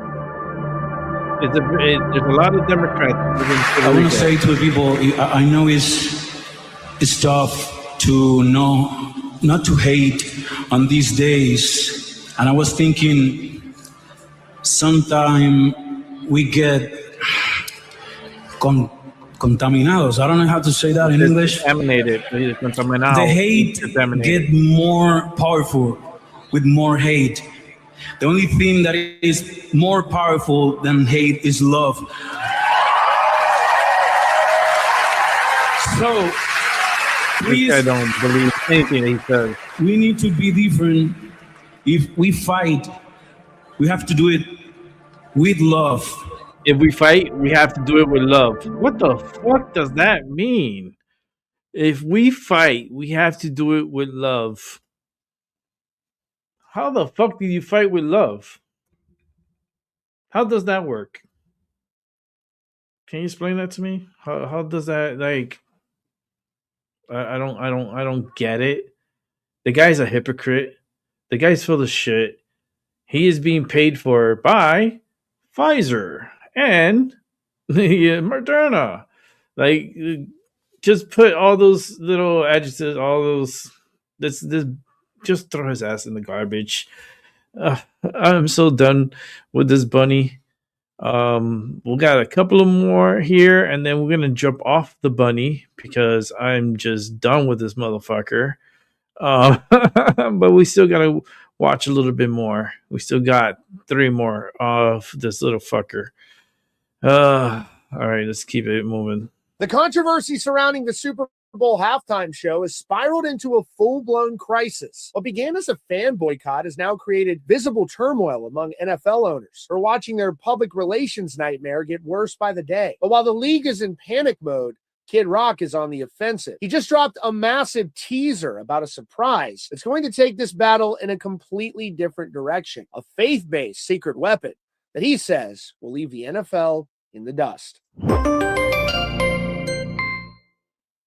The situation for the NFL is deteriorating fast. You have millions of fans pledging to tune out, billionaire owners reportedly panicking over the potential ratings disaster, and players openly questioning the league's decision-making. But when it looked like the tension couldn't get any higher, Kid Rock appeared on the Charlie Kirk Show and delivered a major update regarding his rival All-American event. Kid Rock just hinted at a massive surprise during his performance that he's calling his secret weapon, and he explicitly confirmed it's going to take a hard faith-based angle. During his appearance on the show, Kid Rock pulled back the curtain on what he plans to do while Bad Bunny is on the NFL stage. And he isn't just planning a rock concert, he's planning a spiritual moment. He said, quote, I think the element of surprise is really what's going to make it special, because No one's going to be expecting this 180 that I'm going to do it. And a 180 suggests a complete departure from his usual high-energy party-style rock shows. So what is he planning? Well, he gave us a major clue, and it's something that's going to resonate deeply with the millions of Americans the NFL left behind. He revealed, quote, "There's an aspect of faith in this song that I'm going to do. It's not my song. I'll tell people that it's not a song I wrote, but I did write a verse for it, which is very, very faith-based." So think about the contrast. On one channel, you have the NFL and Bad Bunny. The rumors swirling around that performance involve political statements and viewpoints that many feel are anti-American. On the other channel, you have Kid Rock and other country stars. And thanks to this update, we know that the centerpiece of this show is going to be faith-based, a tribute that Kid Rock wrote a special verse for. Now, Kid Rock explained his thinking perfectly. He said, quote, No matter what Bad Bunny does, what the NFL is doing, nothing is more powerful than a good song. Now, he's betting that while the NFL relies on spectacle and controversy, the American people are hungry for something real, something spiritual. Now, the speculation is running wild about what this surprise could be. He said it's not his song, it's faith-based, and he wrote a new verse for it. So it'll be interesting to see what this is and who could be joining him on stage in this moment. But whatever it is, Kid Rock is confident that this is going to be a very special night. He said, quote, So if you just stick to playing good songs, that's the win right there. Now, the momentum is completely shifted. First, the fans expressed their anger. The owners started panicking about the money and business dealings. Then the players themselves rejected the selection, 41% of them. And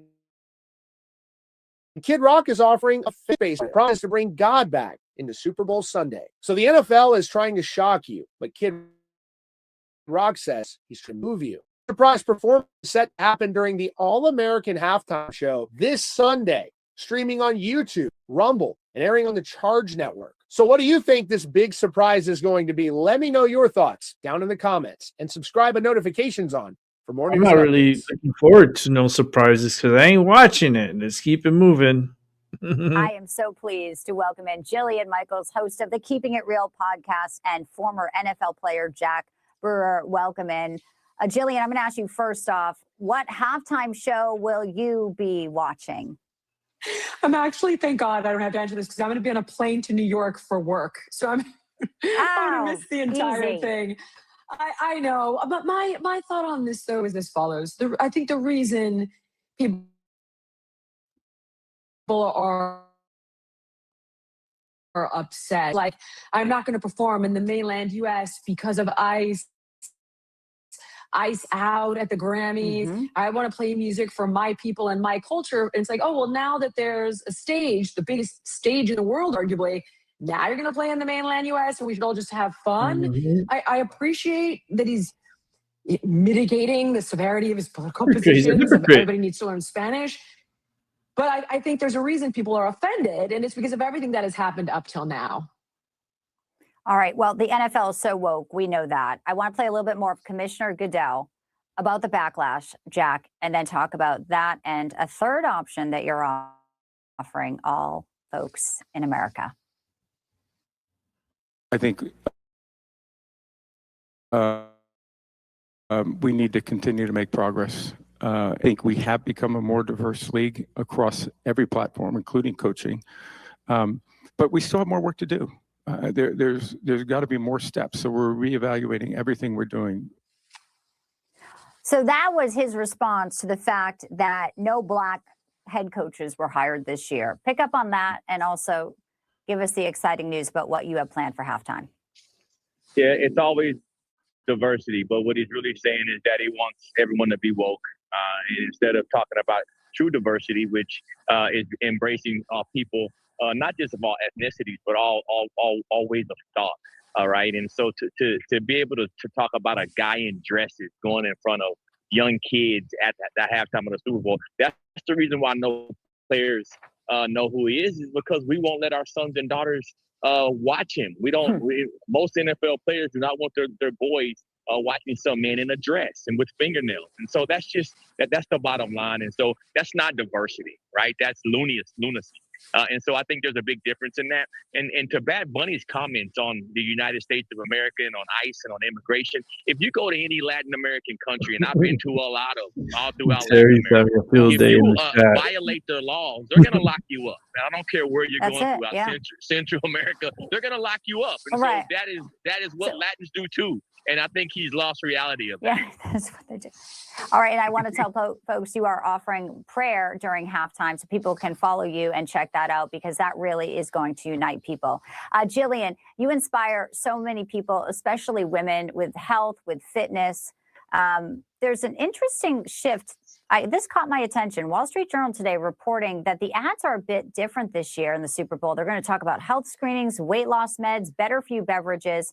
You know, I know everyone will be watching these while they're probably eating some, classic junk food for the game. But there is a shift. I mean, how big of a win for Maha is this, Jillian? Well, I can't speak to weight loss drug ads as a win for Maha, but there is an actual Maha ad that has Mike Tyson in it, and that's pretty cool. So I'm excited about that one. Yeah, I don't get brainwashed into these commercials. Healthyfood.gov. That's how they brainwash people. I They know about it. Just heard about it. minds. Haven't seen it yet. You guys don't realize, you don't see it. Mike. Like a lot of people don't see it. I hope everybody watching loves Mike. And he's encouraging people to eat better when we're watching ads for junk food and fast food. That's a step in the right direction. I think so too. Jillian Michaels, Jack Brewer, so good to have you. And I know it's going to be exciting either way. I really on the don't field. care for Thanks, the game. guys. I don't care for the halftime show. It's just you put your foot down and you say no, and you get more accomplished. It seems like they want everyone lost in the sauce. Oh my God, we gotta watch the commercials. The commercials is the best part. Like, no. I don't want to be sold on anything. I don't want to be like having all this propaganda thrown at me, like unwillingly, and forcefully, because it's like, you got to watch it. If you don't watch it, you're not cool. Like, are you kidding me? Get the fuck out of here with that shit. I mean, it's just ridiculous how the world is right now and the state of the world. It's not in a good place. And how can we get this, get this back? I don't know. We've been lost for a long time, and I don't think there's like a way to get back. Like they're already exposing themselves. They're exposing like their cards, and you can see what they're playing with, and it's just very demonic. And yet we're all hoping and praying that Jesus will come back. He's coming back. He's back. And if he's coming back, that means he's not here. So then what is here? We're living in hell. Because we keep praying and hoping that he's coming. He's coming. He's coming. He's coming. He's always fucking been here. You know what I mean? And the fact that they're hoping and hoping and hoping, and it just proves more that this is a more demonic world than anything else. It's the good versus evil. It's always been a battle, and it's always going to continue to be a battle. We're just one big experiment, and there's going to be a moment where everything's just going to go, and everything's going to be gone. Our lives, guess what? We're going to die one day. We're all going to die, and we're all going to go to the next level of frequency. So it's going to happen. It's guaranteed. I'll bet you anything. You're going to die. When is the question? When is, that's the biggest multi-trillion question is knowing when. All right, let's go ahead and set this up. This is the last of the bunny. So let's watch this last one of the bunny.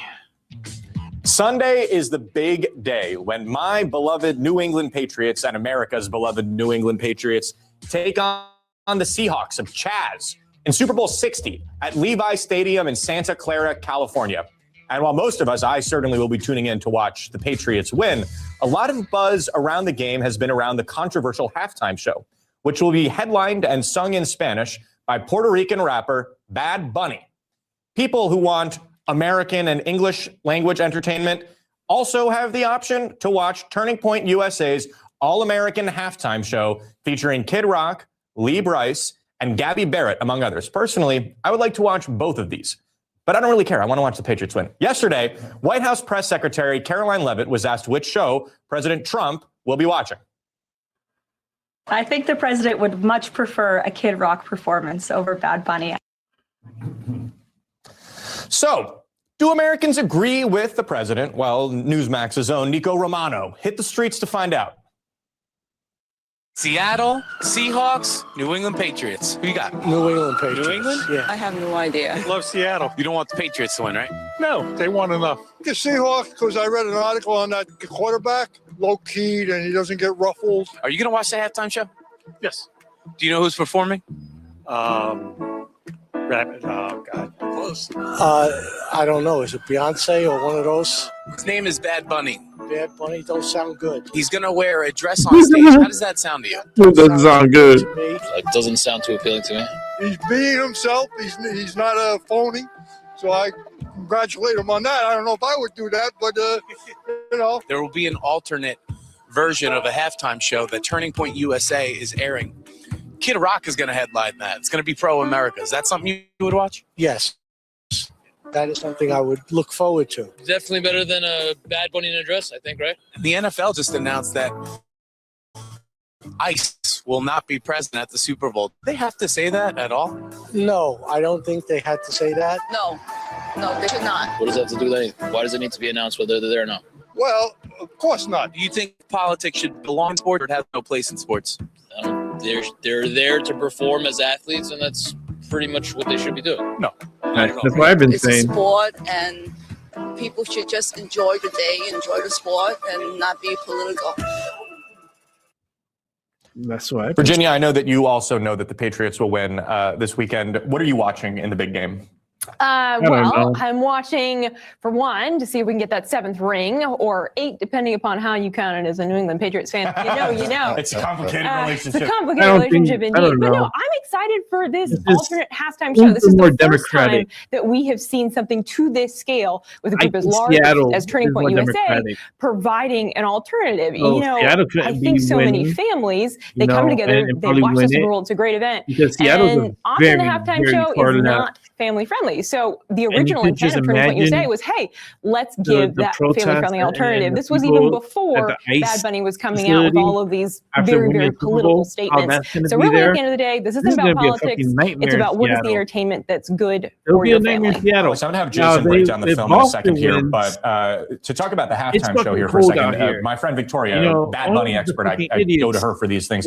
She said that Republicans are making a mistake in going after Bad Bunny, because look at what Nicki Minaj has done. She now is funding Trump accounts herself. Again, this is the most listened to artist on earth.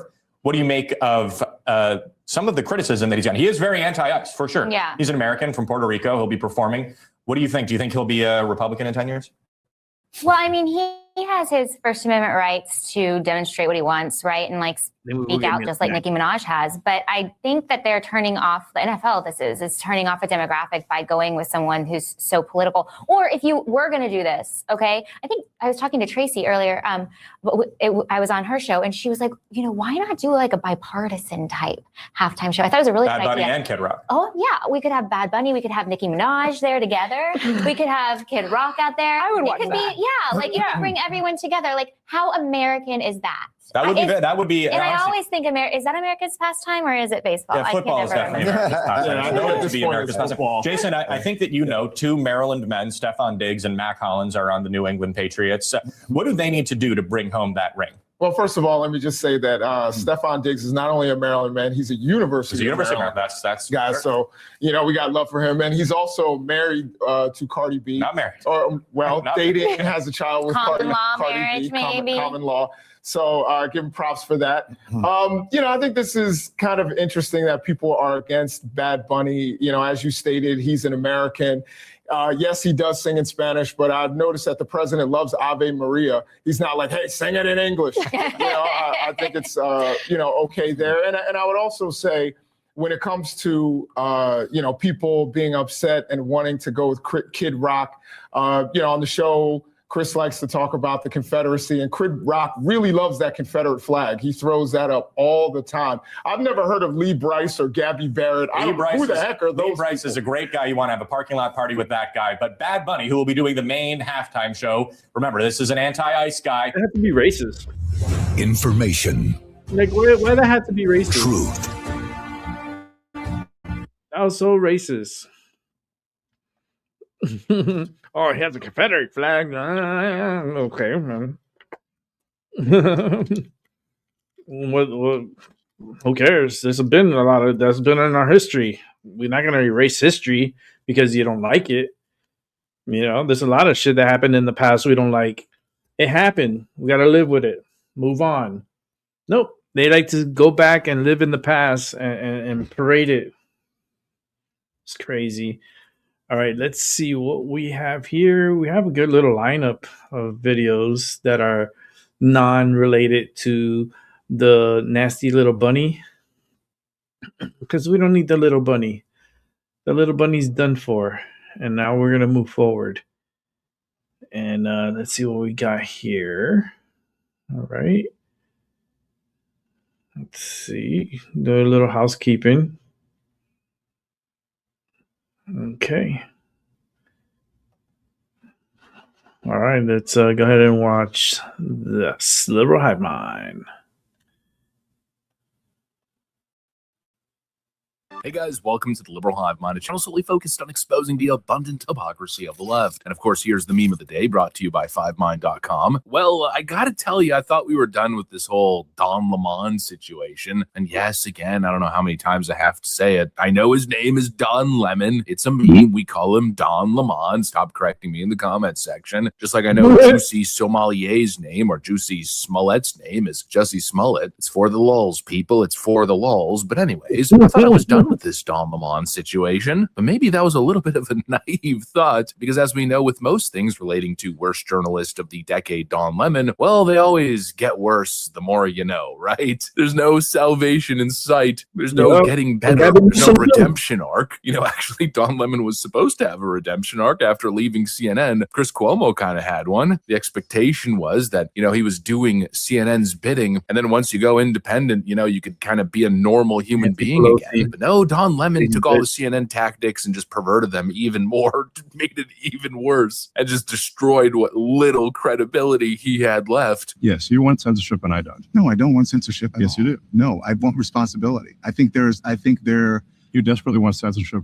No, if I want a censorship, want censorship so bad you can taste it. No, that's not true. Yeah, well, I guess let's call it the Don Lemon trend, the Don Lemon effect. Things always get worse for Don Lemon, and now that's totally applicable to his legal defense here, which just completely imploded. It appears one of his accomplices, a college student, has now turned on him and revealed to the federal government that Don Lemon wasn't just an innocent journalist on the sidelines. No, he was part of the organization of the storming of that church. Oh, wow. Literally the least surprising thing I've heard all week, especially as he was name-dropping Mrs. Nikema Armstrong as one of his best buds, but then flipped and claimed, Nikema who? This guy is screwed. Let me show you guys exactly what's going on. We got some stuff to get into, so let's roll the tape. All right, folks, so breaking, Don Lemon's defense has literally imploded. The federal arrest is drawing attention to what prosecutors say was Don Lemon's role in planning and recording the disturbing protest of demonstrators storming that Minnesota church service. A Temple University student has now surrendered on federal charges, admitting he helped Don Lemon with logistics and local contacts ahead of that anti-ICE protest. Jerome Richardson, a political science senior, turned himself in and is accused of conspiring to interfere with religious worship. Court records and social media posts show Richardson describing himself as assisting Don Lemon in the days leading up to the protest.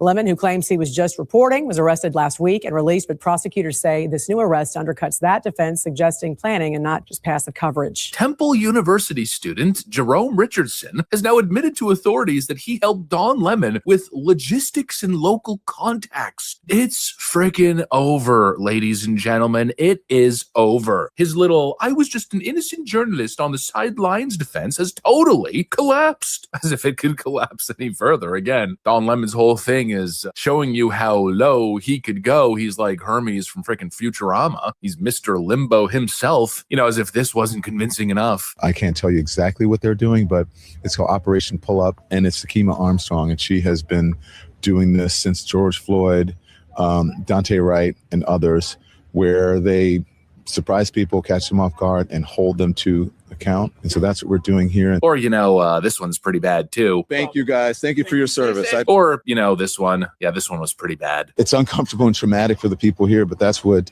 protesting is about. That's what protesting is about, is to make people uncomfortable. You may not like it. Just an innocent journalist who had no horse in the race, wasn't involved at all, even though he swiftly after the event went on a ridiculous left-wing podcast and claimed that the churchgoers were white supremacists. Give me a frickin' break. He teased the operation. He thanked the mob. He justified the terror as protesting, as the pillar of American society. See, folks, this, my friends, is what the First Amendment is all about. But of course, Don Lemon's a moron, and what he did was not protected free speech, and certainly not journalism. Maybe journalism. I'll give him that. It certainly was journalism. Journalism? No, not even close. This whole thing was coordinated, and the biggest defense that he had two defenses. One was that he's a journalist and had nothing to do with it, and the other was that he had no idea that it was going to happen and wasn't involved. Well, that second defense, which was still kind of somewhat alive, or, there was a little element of plausible deniability. There wasn't smoking gun evidence that he was actually involved in the organization of it. But yeah, no, it's impossible to make that argument. He didn't just show up because he got a tip or he realized, and that was always the most confusing part. Why was Don Lemon there in the first place unless he was part of it? I mean, how would anybody have known that there was this group of random irrelevant BLM activists about to storm a church unless they were actually part in the coordination element and organizational element of it? But that wasn't proof, but now there is. Now there's a person who has totally surrendered to the feds, and he's now pointing the finger at Don Lemon, going on the record claiming that he was in fact part of organizing this event. It's over. His plausible deniability claims are in the dumpster. And now, well, he's got to face the actual charges, and here he is done. I mean, completely finished. If he gets off, it's purely for political reasons, or it's because, some judge is practicing discretion and doesn't think it's important enough to continue, which I would highly advocate against. The last thing you want to do, again, like I keep saying with this Don Lemon situation, is encourage copycats to start engaging in this kind of behavior. But on the issue of legality, he's facing the FACE Act, which is very clear. If you are interfering with or blocking people's access to a clinic entrance or extended to places of worship as well, which are protected, you are breaking that law. And that's exactly what Don Lemon did. There's a literal video where he's blocking people from trying to leave the church because I guess he wants them to answer for the sins of their pastor who's, involved in ICE. Oh, just engaging in journalism here, depriving people of their rights, trying to ask them stupid leading gotcha questions. The guy's such a freaking clown. And then, of course, there's the next element of his charges, 18 U.S. Code, Section 241, conspiracy against rights. I mean, this one, it's a no-brainer. Guilty as charged. He went in there with a crew that totally disrupted and intimidated people as they were engaging in their constitutional right to worship. And yes, he was part of it. He knew it was happening. He knew the people who were organizing it, and he was even part of the organizational elements. It's over. It is completely over. You don't get a free pass just because you claim to be a journalist when you're obviously engaging in activism. And clearly, I'm not the only person who believes that. A lot of people are arguing it's legal overreach and it's just Donald Trump and Pam Bondi who are charging him for political reasons. But no, the charges came here from a grand jury in Minnesota. They came from his own people. Let's be real. Don Lemon is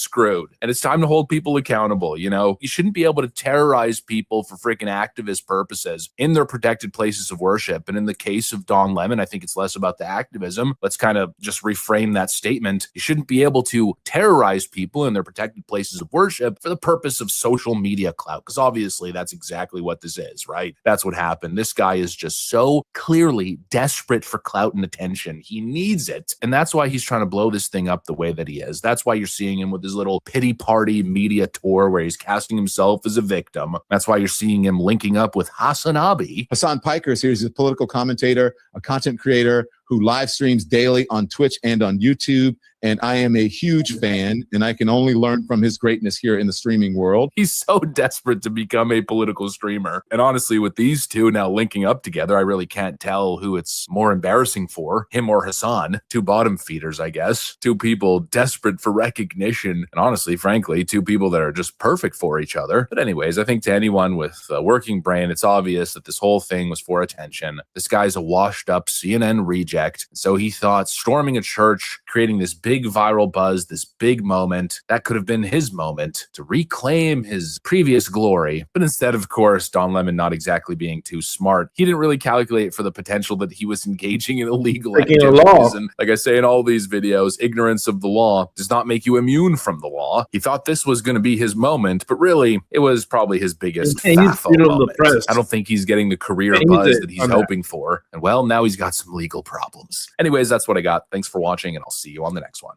You don't burst into a church and then claim, "Oh, I have legal. I can do this. I'm a journalist." No, you're not. You're fired. You're fired. No, I'm an independent journalist. Then you should know the law. You're an idiot. All right, let's watch some Tyson De La Cruz. Let's get this all set up here. We've got 3 back-to-back on Tyson. 20 people arrested. More than 1 million pounds of pot seized. America, a Chinese national named Hao Tong Chang just got caught running the most sophisticated criminal enterprise in U.S. history. It was one of 50 locations that they have connected to a Chinese syndicated drug operation. Operation Blunt Force, yes, that's the real name, just exposed how a foreign criminal used fraudulent straw owners to illegally obtain marijuana licenses in 8 states. And he was doing it legally until someone finally looked close enough. Guaranteed they were doing it here in Connecticut. Fucking fraud here in Connecticut. What is up, guys? Tyson De La Cruz here. Thank you so much for rocking with me. I'm going to break down the biggest marijuana bust that I've personally ever heard of, how a Chinese national exploited American legal system to build a criminal empire, and why this proves everything we've been warning about foreign ownership on U.S. land. And this, my friends, it's going to blow your mind. Let me introduce you to Hao Tong Chen. No, not the soup special at the Chinese restaurant, Hao Tong Chen. This man is either a criminal genius or proof that our system is completely broken, that any foreign national can exploit it.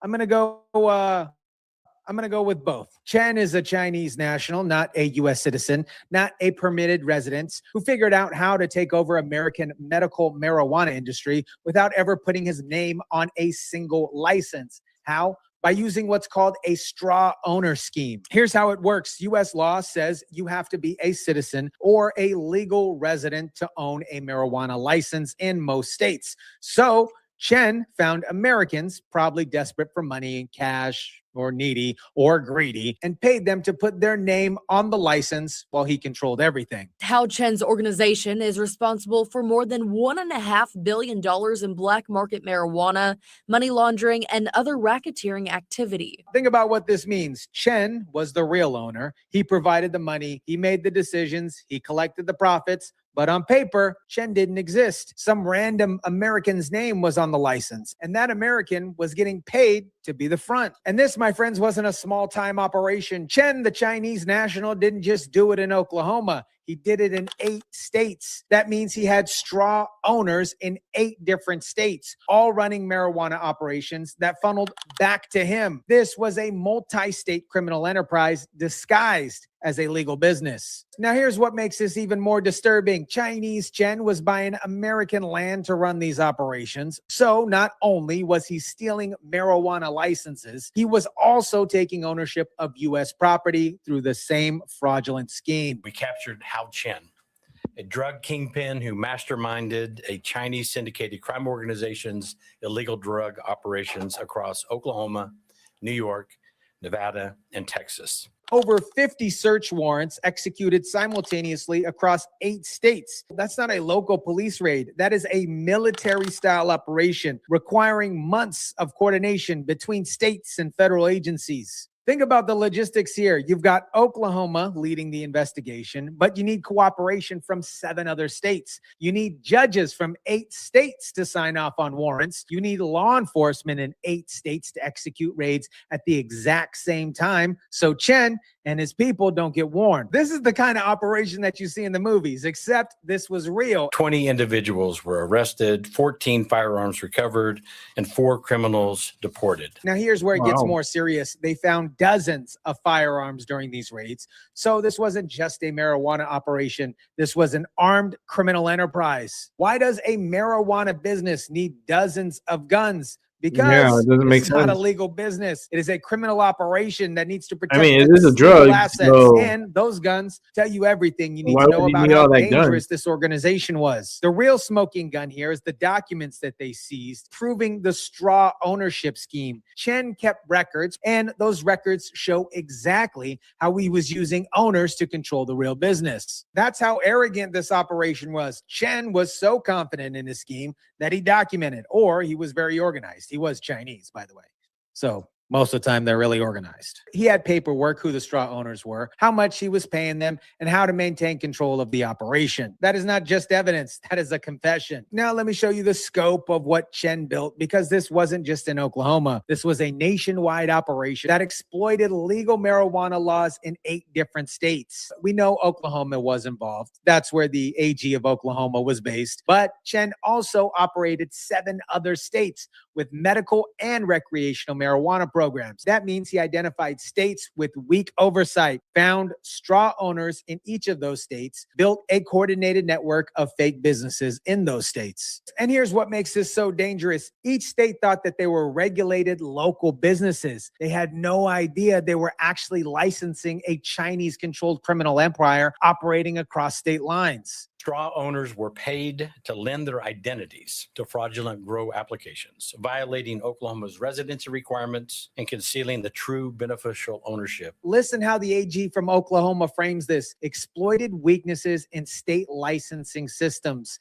That's diplomatic language for our marijuana regulations are so poorly designed that a foreign Chinese criminal can take over. And that's the real story here. States legalize marijuana and create licensing systems, but they didn't build in protections against foreign ownership or straw owner schemes. They assumed people would follow the rules. Chen proved that that assumption was wrong. Think about what Chen accomplished. He built a multi-state marijuana empire without ever qualifying for a single license. He bought American land without being a citizen. He armed his operations with dozens of firearms without raising red flags. And he did it all while exploiting the fact that the states don't talk to one another. That's the vulnerability that Chen exploited. Oklahoma didn't know that he was doing it in Colorado. Colorado didn't know that he was doing it in Michigan. Each state was operating in a silo, and Chen was operating across all of them. Now, let me connect this to a bigger pattern, because Chen's operation is just one example of a massive problem. Chinese nationals buying up American land. Chen wasn't just running a marijuana business. He was buying property, American farmland, American real estate, American soil, and he was doing it through straw owner schemes that he used for the marijuana license. This, my friends, is happening all over the country. Chinese nationals and Chinese companies are buying up American farmland,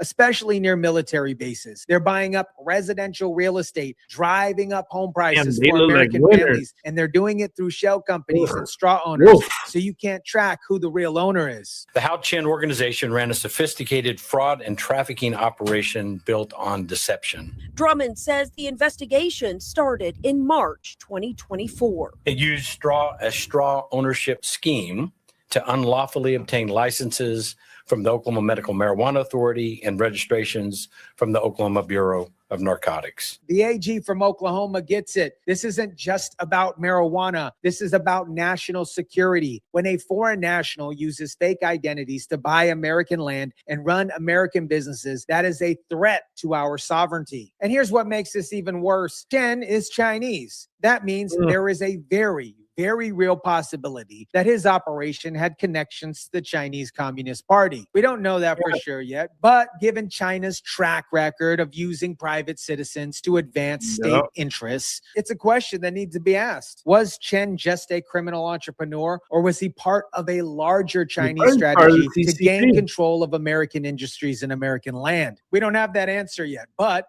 Operation Blunt Force just gave us a reason to start asking these questions. Now, here's where the timing of this bust is so important. Operation Blunt Force happened in February 2026, which means it's happening under the Trump administration's second term. And that's not a coincidence. Under Joey Biden, under the Biden administration, foreign nationals were buying up American land with almost no oversight. The USDA wasn't tracking it. The FBI wasn't investigating it. States were left to figure it out on their own. But under Trump, the DOJ is actually backing up these investigations. Federal agencies are coordinating with states AGs like the one in Oklahoma, and operations like Chen's are finally getting exposed. Now, Drummond says this is a part of his continued efforts as AG to shut down marijuana operations in Oklahoma, saying they will continue to work with ICE and DEA to, quote, enforce law aggressively and fairly. That, my friends, is the biggest difference. Under the Biden administration, the AG of Oklahoma would have been on his own. Under the Trump administration, he's finally got federal backup. And that means more operations like Chen's are about to get taken down. This is just the beginning. If Chen can build an 8-state marijuana empire using straw donors, how many other foreign nationals are doing the same thing? How much American land is actually controlled by Chinese nationals hiding behind fake owners? More than likely, we're about to find out, because Trump's DOJ is finally asking those questions. America Soup Special Hong Tong Chen, a Chinese national, just got caught running an 8-state marijuana empire using fraudulent straw owners to steal American licenses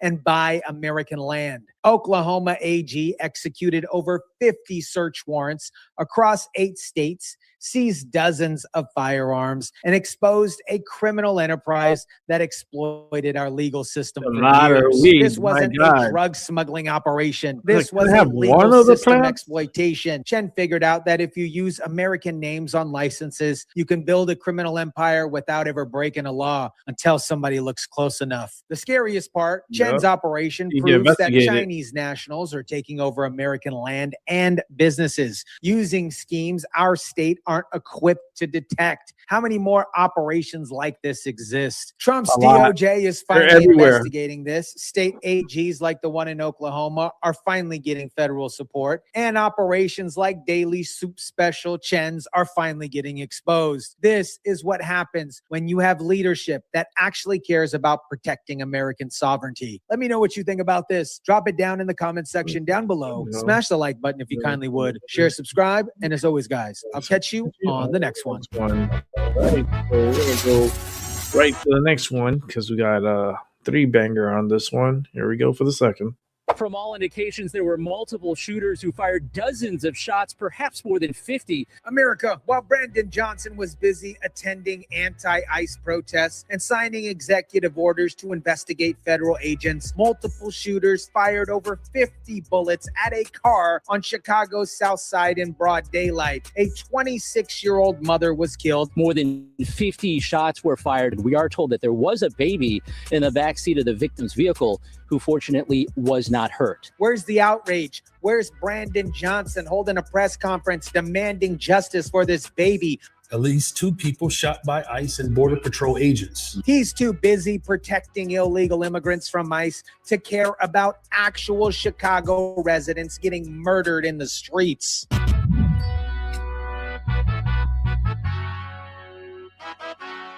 What is up, guys? Tyson Dela Cruz here. Thank you so much for rocking with me. Today, we're exposing the most backwards priorities in American politics. How Brandon Johnson cares more about illegal immigrants than Chicago citizens. Why protesters only show up when ICE does their job, but stay silent when babies dodge 50 bullets. And what happens when you elect an elementary school teacher to run a major city. Let me walk you through what happened on Chicago's South Side at 1:30 in the afternoon, broad daylight, because this is the reality Brandon Johnson refused to acknowledge. Gabriella, a 26-year-old, was driving her white Chevy sedan with her boyfriend and 13-month-old baby daughter in the back seat. They were near 79th and May Street when multiple shooters opened up fire. This wasn't a random shooting. This wasn't a stray bullet. This was a coordinated attack by multiple gunmen who fired over 50 rounds at the car with a baby inside. The evidence marker covered the entire street like confetti at a parade.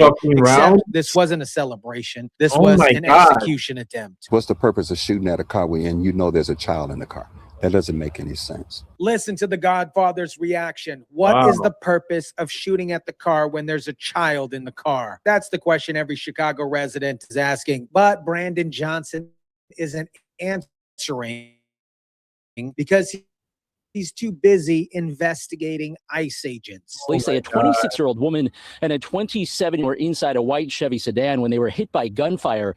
They then crashed their vehicle into a GMC van. The woman was shot multiple times and died at the hospital. Her boyfriend was shot in the buttocks and the arm, but survived. And that baby, that 13-month-old, sat in the back seat while 50 bullets flew around her and walked away without a scratch. That is not luck. That is a absolute miracle. And the only reason why we're not talking about a dead baby is because God decided those bullets wouldn't hit her. It's a miracle that that baby was not shot.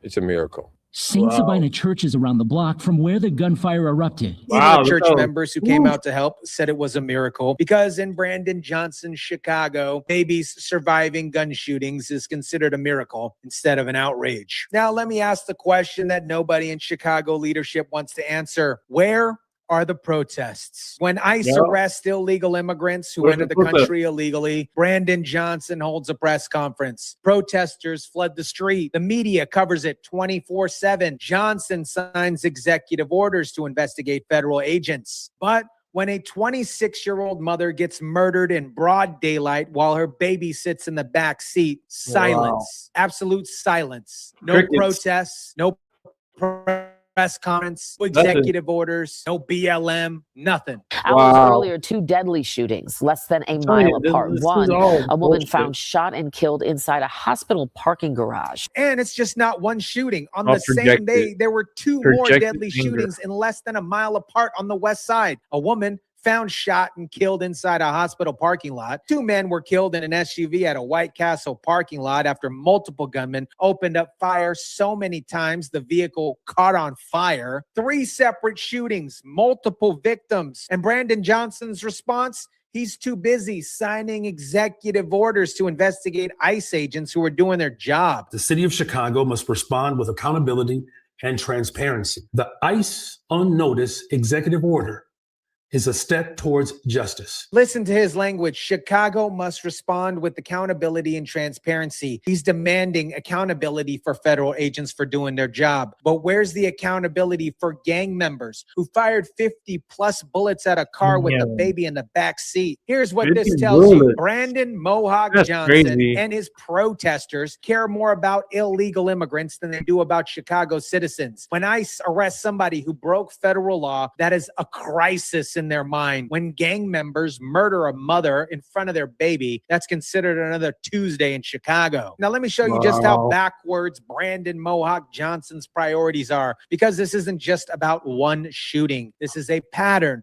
of protecting criminals while law-abiding citizens suffer. If the federal government will not hold these rogue actors accountable, then Chicago will do everything in our power to bring these agents to justice. Johnson is vowing to prosecute federal agents for doing immigration enforcement, but he won't prosecute or investigate gang members terrorizing his city. He calls ICE rogue actors, but won't He won't use this same language to the shooters who fired 50 bullets in broad daylight. And it gets worse. Johnson's executive order requires Chicago's police to investigate and document any alleged misconduct by ICE agents. So if ICE arrests an illegal immigrant and that person claims that they were treated unfairly, Chicago PD has to investigate. But when multiple shooters fire bullets at a car in broad daylight, killing a bunch of people, Chicago PD is on their own. No special executive orders, no mayor demanding accountability, just another case file in a city drowning in violence. What we are looking to do is to continue to work with all stakeholders so that we can meet the expectations of the people of Chicago who are justifiably demanding accountability. What people, Brandon Mohawk? What people? Because the people of Chicago who just watched a mother get murdered in front of their baby are demanding accountability for gang violence, not ICE enforcement. But it's apparent that Johnson doesn't care about those people. He cares about activists and protesters who show up when ICE does their job. He cares about the illegal immigrants who vote Democrat. Now, let me tell you why this is happening, because Brandon Mohawk Johnson's failures aren't just about bad priorities. They're about incompetence at a level that honestly would be incredibly funny if it wasn't getting people killed. Brandon Johnson was an elementary school teacher before he became a mayor, an elementary school teacher. He has zero experience running a business, zero experience managing a budget, zero experience in law enforcement. And obviously it shows. Chicago City Council passed a budget that closes a $1 billion gap. But a new study by the watchdog group Truth in Accounting says the actual deficit is a wee bit higher than $1 billion. $41 billion. Chicago's budget deficit isn't $1 billion like Johnson claims. It's $41 billion, according to the Truth in Accounting. $41 billion. That's not a rounding error. That's a 40 times difference. Johnson is either lying or he's too stupid to understand basic accounting. The pensions, they're so underfunded. This is clearly showing the city is not saving up. They're only putting 25 cents per every dollar promised into the pension fund. That means city workers who were promised retirement benefits are going to get pennies on the dollar. And Johnson's solution? Ignore it. Ignore it, guys. Focus on ICE. This is what happens when you elect an elementary school teacher to run a major city. He doesn't understand budgets. He doesn't understand law enforcement. He just knows how to pander to activists and protesters. And that's the problem. Johnson still thinks like a teacher and a union activist. He thinks the solution to every problem is more protests and more executive orders. He doesn't understand that governing requires making hard choices and protecting citizens, even when it's not popular to activists. This is happening in every Democrat-run city in America. Mayors care more about illegal immigrants than citizens. Prosecutors care more about criminals than victim rights. Police are told to stand down when gangs run wild. And when citizens complain, they're called racist. And so many shots were fired. That SUV caught fire. 2 men died. A third was shot in the back and rushed to Stroger Hospital. And Brandon Johnson's response? He's investigating ICE agents, guys. The politics of this volatile situation have cast a shadow over every decision that we're all making right now. It's impossible to ignore that. And I do think the mayor made his announcement and crafted that executive order for largely political reasons. Even Chicago aldermen are admitting Johnson's executive order is political theater and building his progressive credentials for a future run at a potential higher office. America, a 13-month-old baby survived 50-plus bullets in broad daylight because multiple shooters decided to execute her mother while she sat in the back seat. That baby is alive by a miracle, not by good governance. And while that baby was dodging bullets, Brandon Johnson was attending anti-ICE protests and signing executive orders to investigate federal agents. He's demanding accountability for ICE for doing their job while ignoring the gang members who terrorize his city. Where are the protests? Where's the outrage? Where's the executive order demanding justice for 3 separate shootings that happened in one day? That's right. They don't exist because Brandon Johnson and his activists only care about illegal immigrants, not Chicago citizens. This is what happens when you elect an elementary school teacher with a $41 billion budget deficit that he can't explain. And his priorities are so backwards, he investigates cops instead of criminals. Chicago residents deserve better. But as long as Democrats run that city, citizens will keep dodging bullets while their mayor protects people who shouldn't even be here in the first place. Let me know what you think about this. Drop it down in the comments section down below. Smash the like button if you kindly would. Share, subscribe, and as always, guys, I'll catch you on the next one. Next one. We got a back on Tyson. So here we go. Build the volume.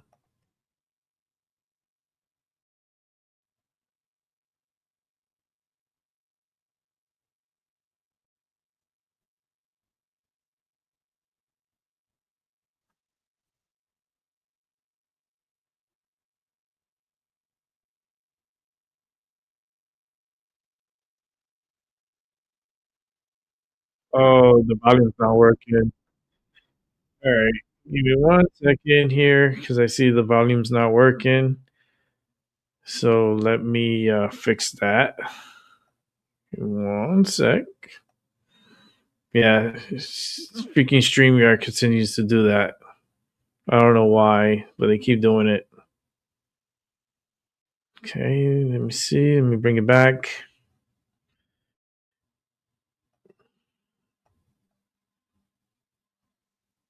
YouTube is just... You are talking about individuals, with potential access to not only the air station here in Jacksonville, but Mayport or any other station throughout the United States. America, Navy sailors just sold out their country for $35,000. 11 people, including active duty service members at Naval Air Station Jacksonville, got busted running a marriage fraud ring and handed Chinese nationals the keys to our most sensitive military bases. We're not talking about love stories gone wrong. We're talking about targeted Chinese intelligence operations that gave foreign spies unrestricted access to anti-submarine warfare aircrafts, billion-dollar destroyers, and classified programs that keep America safe. You have here sailors who are willing to sell out their country from one of our most important naval bases on the East Coast. The mastermind who didn't recruit random Americans, she hunted military spouses because that gave Chinese nationals common access cards. Translation, walk onto any military base in the world, no questions asked, and send intelligence straight back to Beijing. If you are a foreign national and you marry an American citizen, it is much easier to obtain permanent resident status. China just bought their way into military's backyard for less than a cost of a Honda Civic. Yeah.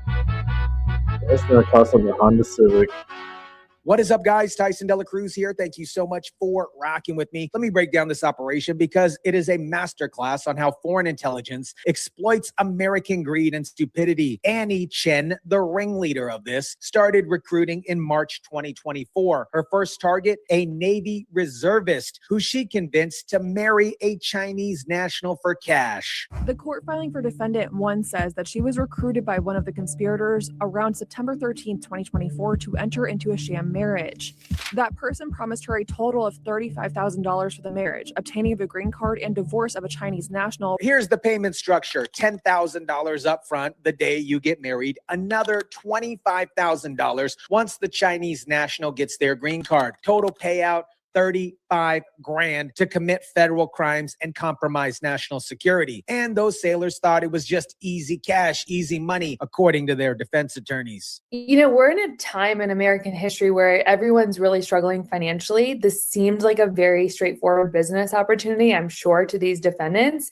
They did not realize how aggressive the government would be looking into these potential sham marriages and how fast they would prosecute. But here's what makes this different from your typical marriage fraud case. Chen wasn't just helping Chinese nationals get green cards. She was specifically targeting military members because their spouses get something that civilians don't: common access cards that grant unrestricted entry to military installations. The U.S. Attorney for the Middle District of Florida says these people prefer to recruit U.S. service members in order to obtain what's called common access cards, which allow spouses to get on military facilities and bases. Think about what that means. A Chinese national marries a Navy sailor, gets a CAC card, and suddenly has the same access as any military spouse. They can walk onto Navy Air Station Jacksonville, one of the biggest Navy bases on the East Coast, without even an escort. They can visit Mayport. They have access to facility housing. They have access to submarines, aircrafts, intelligence gatherings, all that. And what were these Chinese nationals doing with the access? U.S. Attorney couldn't say anything at the press conference, but obviously made it clear the investigation is ongoing and they're still trying to figure out what information was collected and where it was actually sent. Chen and others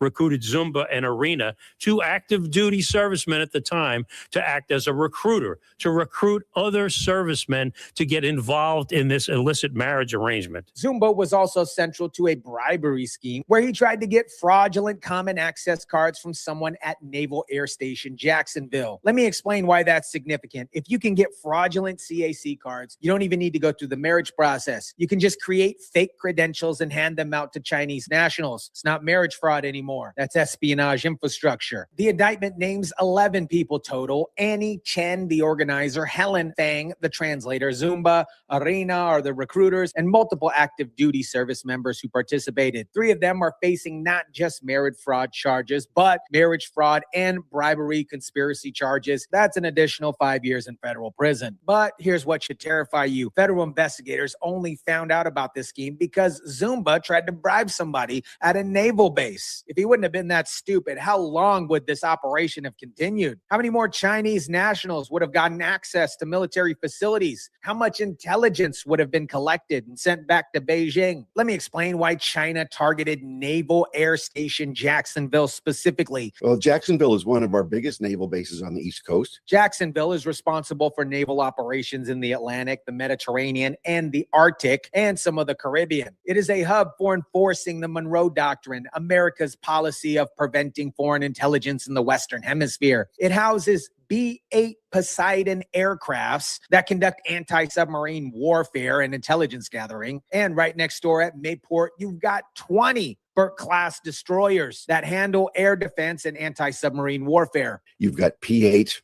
Poseidon anti-submarine warfare aircraft based there. They're also intelligence aircraft, the P-8s. In Mayport, right next to Jacksonville, as part of it, you've got up to 20 or more destroyers that are there at any given time. Now imagine Chinese nationals with CAC cards walking around the base unescorted. According to the security expert in the video, operating drones into the base, targeting different aircrafts and vessels for destruction, mapping out different shops and facilities for future attacks. There literally no end of this intelligence that they particularly collected here. And here's the kicker. These Chinese nationals weren't just visiting once. As military spouses, they can go whenever they want it. They can bring cameras, they can bring phones, recording devices, they could photograph equipment, document security protocols, identify vulnerabilities, all while pretending to be loving spouses visiting their sailor husbands. So if you have Chinese nationals being given access to the base, unescorted as spouses, there's no end to what they can do. You can operate drones into the base. You can figure out how to target different aircraft or different vessels or parts of different ships. The U.S. attorney said during a press conference that they're still investigating what these Chinese nationals were after and what they were doing, where the information was being sent. Translation: they know intelligence was collected. They just don't know the full extent of the damage yet. Now, let me show you how sophisticated this operation was, because this wasn't just quickie Vegas weddings. Chen and her network went to great lengths to make these marriages look legitimate for immigration purposes. In January of 2025, she flies to New York to meet the Chinese national for the first time. They courthouse in Connecticut to get married. After the wedding, they go back to New York to celebrate the sham wedding. At a party, they took pictures to help make the marriage look real for an immigration application. Recruited in October 2024, gets introduced to Chinese nationals that they'll marry in November, but doesn't actually meet him in person until January 2025 when she flies to New York. They go to a courthouse in Connecticut to get married, probably because Connecticut has looser marriage requirements. They go back to New York to celebrate the sham wedding at a party where they take pictures and make it look real for immigration. After the wedding, Chen's network starts requesting documents and information through encrypted messaging apps to file green card applications. This was an amateur hour for Chen. They were using operational security measures to avoid detection. In the month that followed, 2 conspirators asked her for information and documents as part of a green card application through an encrypted messaging app. And defendant 1 flies to Las Vegas in October 2024 to meet and marry Chinese national, getting paid $10,000 in cash at the same day. Then months later, one of the conspirators is caught recording, telling confidential sources that he and his wife could be paid up to 35 grand for participating in this scheme. Think about the economics here. If you're paying 35 grand per person and you're recruiting multiple couples, you're spending hundreds of thousands of dollars on this operation. That's not individual Chinese nationals trying to get green cards. That is organized, funded intelligence work. On February 13th, they met in person in Jacksonville, where the pay for the scheme was brought up again, but this time the $10,000 upfront pay is discussed. The defendants agreed to be charged by information rather than indictment, which their attorneys say will help with sentencing. They're cooperating. They're taking plea deals, which means they're giving up information about the broader network and potentially about what the Chinese nationals were actually doing at their bases. Now, let me connect the dots that mainstream media probably won't do, because this isn't just about marriage fraud. This is a Chinese intelligence operation that successfully infiltrated one of America's most important military installations. The similarities in the amounts of money involved and the fact that someone was selected to do the job, an American was selected to do the job, it appears to be a targeted intelligence recruitment and collection operation. The security expert in the video said it perfectly. When you consider the similarities and the amounts of money involved, and an American was selected to do the job, it appears to be targeted intelligence, recruitment, and collections operations. This wasn't opportunistic. This was planned. Annie Chen specifically recruited military members, paid consistent amounts of 35 grand per person. She used encrypted communications. She had translators, Helen Feng, to coordinate with these Chinese nationals. She built networks of recruiters inside the military. This is textbook intelligence tradecraft. They were recruiting Navy recruiters, and they were recruiting someone whose duty was aboard a naval destroyer, an Arleigh Burke class destroyer, responsible for anti-submarine warfare and responsible for air defenses, and then on a much larger naval facility. Look at who they recruited. Navy personnel whose duties were abroad. People who had access to sensitive programs. This wasn't about going after random sailors. This was about getting people with access to classified information and sensitive military technology. The U.S. attorney said this is a criminal matter that jeopardizes the safety and security of the United States. That's the language you use when you're talking about espionage and national security threats. This is a criminal matter that is jeopardizing the safety and the security of the United States, not only illegal alien citizenship, but also how it's jeopardizing our military facilities. And here's what should keep you up at night. The U.S. attorney couldn't tell reporters if any of the Chinese nationals were working for the Chinese government. He said the investigation will continue as long as it takes to get to the bottom of this particular scheme. Translation, they do not know the full extent of the Chinese government involvement yet, but they're treating it as if it's state-sponsored. America, Navy sailors just sold access to one of the most important military bases for 35 grand. Chinese nationals walk freely around facilities housing anti-submarine warcrafts, billion-dollar destroyers, and classified programs that keep our country safe. This wasn't random marriage fraud. This was a targeted Chinese intelligence operation that recruited military members specifically to get common access cards. Annie Chen built a network of recruiters inside the Navy. She used encrypted communications and paid consistent amounts that suggest it's organized funding. And while the Biden administration spent 4 years processing millions of illegal border crossers, China was buying their way onto our military bases from inside. 11 people are now facing federal charges. 3 sailors are already pled guilty, but the damage, my friends, has already been done. We may never know how much intelligence Beijing actually collected while these Chinese nationals had free reign over naval air stations in Jacksonville. The U.S. attorney called this a threat to the safety and security of the United States. China just proved that they can recruit Americans to betray their country for pocket change. And if it happened in Jacksonville, where else is it happening right now? Let me know what you think about this. Drop it down in the comment section down below. Smash the like button if you kindly would. Share, subscribe, and as always, guys, I'll catch you on the next one. All right. So that's we're gonna wrap it up with ITL2. Thank you for that upload. These people are crazy. You know how it is, this world. I mean, they're already here, so they're establishing themselves here. So we just got to get them out. You know, there's just too many illegals here, and we just got to get them out as soon as possible. So what we're going to watch here is the final two videos of the night. And that one I left it purposely for... Who did I leave this for? I'll let you guess. Let's go ahead and just set it up here. Our systems are completely corrupted from head to toe, and Epstein is only the tip of the iceberg.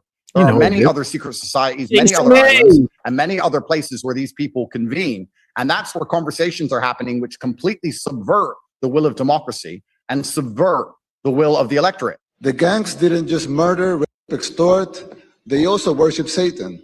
Straight up, literally. Many people don't know that our enemy was not just a flesh and blood, but a spiritual as well. When we went to their homes to arrest them, we discovered altars they've been using for satanic rituals. This is well documented.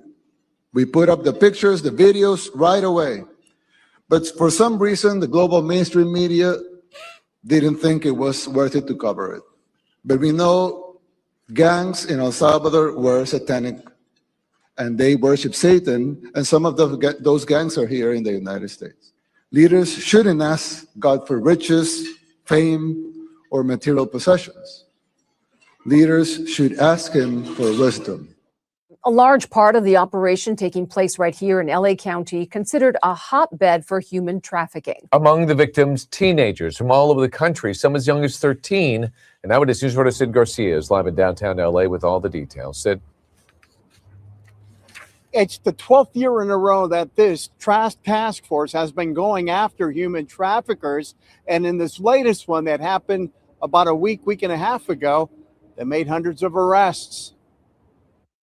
Human trafficking and child exploitation are devastating crimes. The last week of January, local, state, and federal law enforcement teams went out to pick up solicitors and providers of young girls and boys involved in trafficking.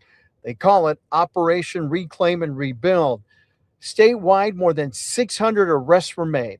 156 adults and 14 children were rescued from the streets of LA and up and down the state.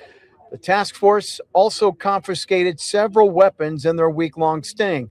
Young girls and boys given a second chance to reclaim and rebuild their lives. Survivors need care. They need time. They need a chance to rebuild their lives. And our partnerships with these organizations are what allows those individuals to reclaim their lives and rebuild their lives. You know they eat babies. That is not bullshit. It's true. So it's not just the dogs and the cats, not just the pets. It's not just the dogs and the cats. They're full-on vampires.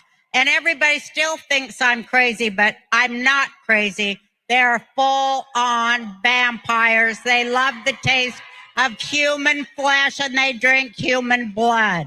They do, Tucker. Stop staring at me like that. You're freaking me out, man. Because you spent your life in the entertainment business, so I think you have some authority on this.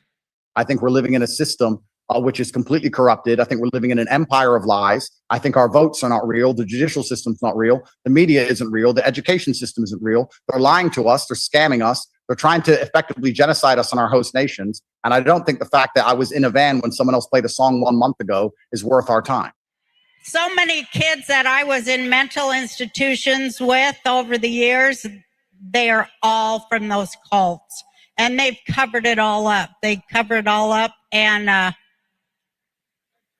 you know, I just pray to God. I'm just going to pray to God that he opens everybody's eyes in this country. By the time we go into vote for Trump, that he will open up everybody's eyes and they will stop pretending to be asleep.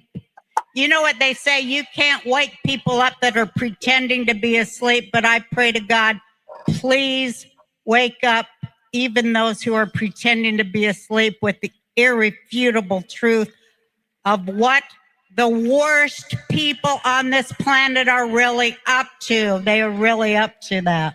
They're doing it. There are so many victims.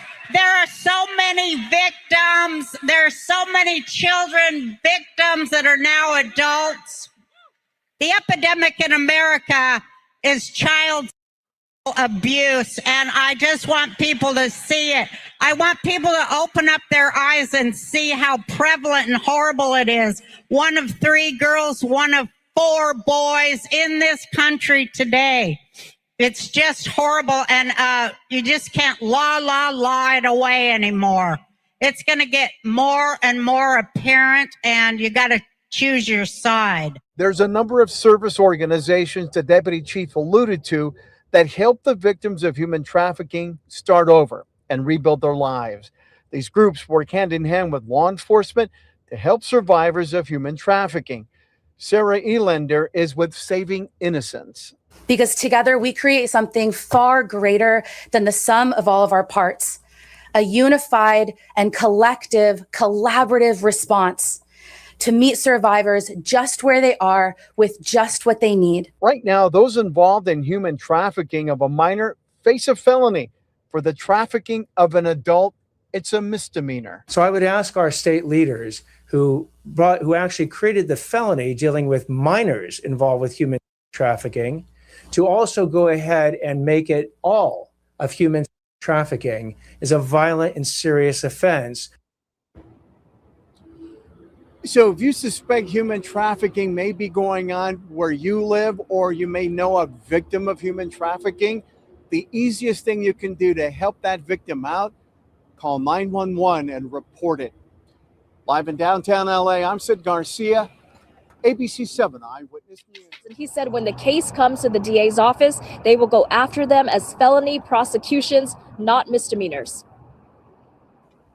I used to love her show, Roseanne. How embarrassing that I can watch it all actually the say time. we have corridors of human trafficking throughout Los Angeles County. Yeah, Tucker sums it up. It's also a dubious distinction that Los Angeles Isn't that County is one weird? of the epicenters of human trafficking in the entire nation. This is a multi-billion-dollar industry. It is nothing less than modern slavery. Very misunderstood. And as I mentioned, there were dozens very of agencies involved in this crackdown statewide, and that included locally the LA County Department of Children and Family Services, as well as the Homeland Security Investigations, Los Angeles. Reporting live here in downtown, Kimberly Chang, KTLA 5 News. The interesting questions are, firstly, how did Jeffrey Epstein get so rich? Because nobody can seem to answer that question. Right. I sit here and wonder, while our elites of Western governments are continually making decisions which go against the will of 95% of the electorate on repeat. Nobody in the UK wants all of their tax money sent to Ukraine. We have enough problems in England. Nobody in the UK wants the small boats to keep arriving, yet they keep arriving. So we have a democratic system, which is clearly completely corrupted. There's clearly compromise on all of the elites inside of our system.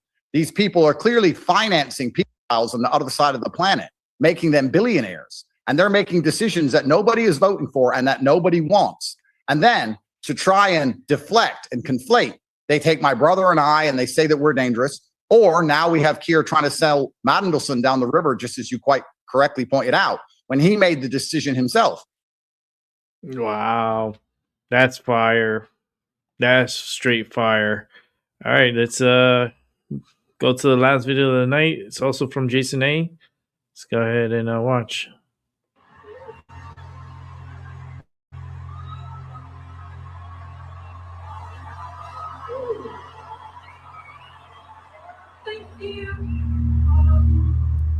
I don't know. Is the game They said Jesus Christ and they blurred it out. If you do win an award tonight, don't use it as a platform to make a political speech, right? You're in no position to lecture the public about anything. You know nothing about the real world. Most of you spent less time in school than Greta Thunberg. The Grammy Awards have been held, and a night that's supposed to be about celebrating music and art has once again turned into a night of performative politics. No one is illegal on stolen land. Seattle is winning the Super Bowl. They're the biggest Democratic city, so I said that earlier. The Seahawks are going to win the Super Bowl. It's just really hard to know what to say and what to do right now. And I feel really hopeful in this room, and I feel like we just need to keep fighting and speaking up and protesting, and our voices really do matter, and the people matter, and this is all I want to say. Sorry. Fucking idiot. So according to Billie Eilish, illegal immigration is just not a thing. Like, this is coming from someone who lives in a guarded $14 million mansion. And after that speech, Billie Eilish is now facing calls to give up her property. And isn't it interesting when you think about the fact that every person in that room has gone through security screening, they are protected with armed security guards outside. But the focus of the speeches is around celebrities telling ordinary people just how bad immigration and customs enforcement is. Before I say thanks to God, I'm going to say eyes out. The Seahawks win the Super Bowl. The cheers. That was Bad Bunny, who will be performing at the Super Bowl halftime show. Last year, people were making political statements about Palestine. This year, not one person spoke about the thousands of protesters being killed in Iran. This year was all about F-ICE. That was what was on hand. The brilliant comedian Ricky Gervais has weighed in on the woke madness, reminding celebrities saying... Give me 1 second before we go to him. Just an announcement. Seahawks won the Super Bowl. Yes, the Democratic Bowl goes to Seattle. Score, I think it was 29-13. And the Democratic Bowl goes to its home in Seattle, which now the Democrats over there are going to go crazy and they're going to storm the ICE facility. And this is going to be a nightmare for Seattle tonight. So I'll be talking about that tomorrow.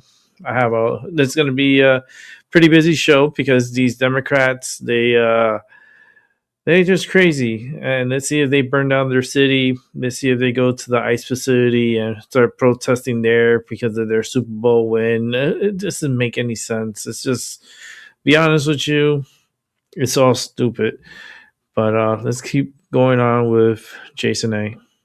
They're still not listening to him, reminding them of the advice he offered at the Golden Globes in 2020. Now, I didn't want to talk any more about the Grammys, but then Billie Eilish happened. And, well, you need to hear this, if only to marvel at the sheer audacity of modern celebrity reasoning. Now, as you know, Donald Trump is rounding up people living in the US illegally. Democrats are outraged, naturally, because feelings now outrank law, history, and even basic logic. Never mind borders, never mind rules, never mind consequences. Feelings first, everything else is optional. Have a listen to Billie Eilish's piercing logic when addressing illegal immigration last night. No one is illegal on stolen land.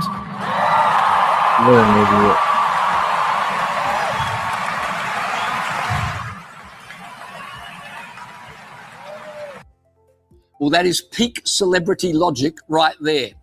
If nobody's illegal, then nothing's a law. And if nothing's a law, then you no longer have a country. You just have a shopping mall with no security.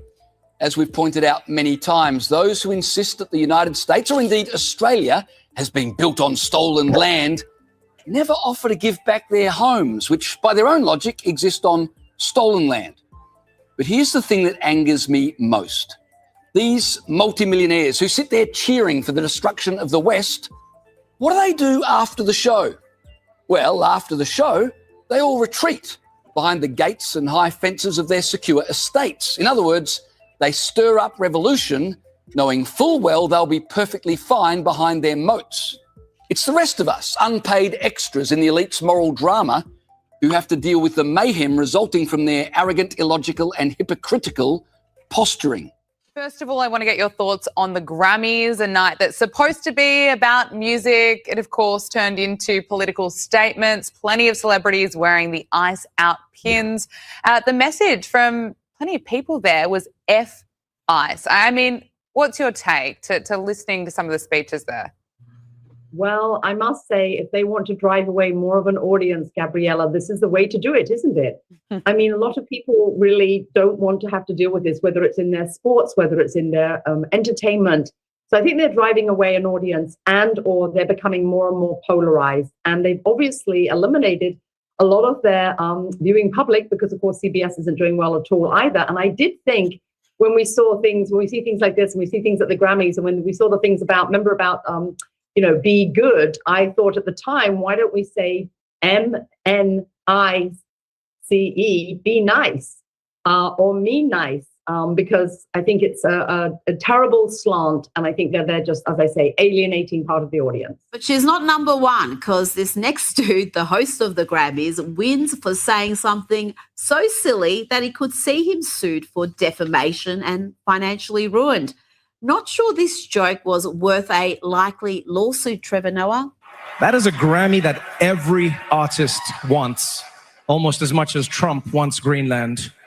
Which makes sense. I mean, because Epstein's island is gone, he needs a new one to hang out with Bill Clinton. So, and that cheap, unfunny joke may cost Trevor Noah dearly, because moments after the Grammys concluded, President Trump posted this, saying that the Grammys are the worst, virtually unwatchable. And he had this to say about Trevor Noah's Epstein claims. He said, "I can't speak for Bill," that would be Bill Clinton, "but I have never been to Epstein Island, and until tonight's false and defamatory statement, have never been accused of being there, not even by the fake news media. Noah, a total loser, better get his facts straight and get them straight fast. It looks like I'll be sending my lawyers to sue this poor, pathetic, talentless dope of an MC." Ouch. And earlier today, he doubled down on that criticism. Mr. President, are you going to sue Trevor Noah? Last night in a post, you alluded that something could be coming. Yeah, well, he said that I spent time on Jeffrey Epstein's island. I didn't. I mean, he's a lightweight. This guy, he's a terrible. I think he's terrible. I thought he did a terrible job at the Grammys. I thought the whole Grammys was terrible. I watched part of it. It's not watchable. But he was a lousy host. I'd say not as bad as Jimmy Kimmel, but pretty close. And no, he made a statement about me and Jeffrey Epstein. I have nothing to do with that. I have nothing to do with Jeffrey Epstein. Let's bring in Sky News contributor Kosha Gator. Kosha, we're going to get to the Clintons and Jeffrey Epstein shortly, but let's start with the Grammys. And it's all fun and games until the president sues you for false defamatory claims. And Donald Trump has had a great success in this area, and he's got some massive payouts for these sorts of false claims. He has. I think he's north of $100 million now, and it all goes to the ballroom or his library, which is funny. This one, legal experts say, is tricky because it really is a First Amendment thing where he was making a joke, as bad and unfunny as the joke was. So it might be difficult, but I think most of the time Trump's strategy isn't really the legal merit. It's just to scare them a little bit. He wields that litigious sword now unabashedly, especially after the lawfare he had to be subjected to. Huh. All right. Well, let's bring it back to me. Thank you, Jason A, for a great upload there. The show has come to an end. I am done. I'm tired. It feels like a Monday. I know this week is going to be a long one, but I'm glad the game is over. I'm glad everything. Now it's all the chit chat, bullshit, blah, blah, blah, and all the distractions. Please don't get sucked into it, because it will get you and you will be trapped in that rabbit hole, and that's somewhere you don't want to be at. But other than that, have a good night. Well, good morning, good afternoon, and good night. And I'll catch you on the flip side. I'll be back on here tomorrow around 7:30 to recap some of the stuff from today. I really don't want to, but I'm going to. Why not? And keep a lookout for my videos on my Pokemon videos, because I do put out some videos on Pokemon, and I might put out a couple of ones for today for the super show that I just did. I'm so happy that I accomplished something. I did not watch the Super Bowl, and I could say that I didn't, and I'm proud of myself. So thank you for everyone who also participated. You guys are truly amazing. And until we do this again, I'll be here tomorrow. So come back and visit, hit the like, subscribe, all that good stuff. Watch the shorts, and have a good night. Peace for now.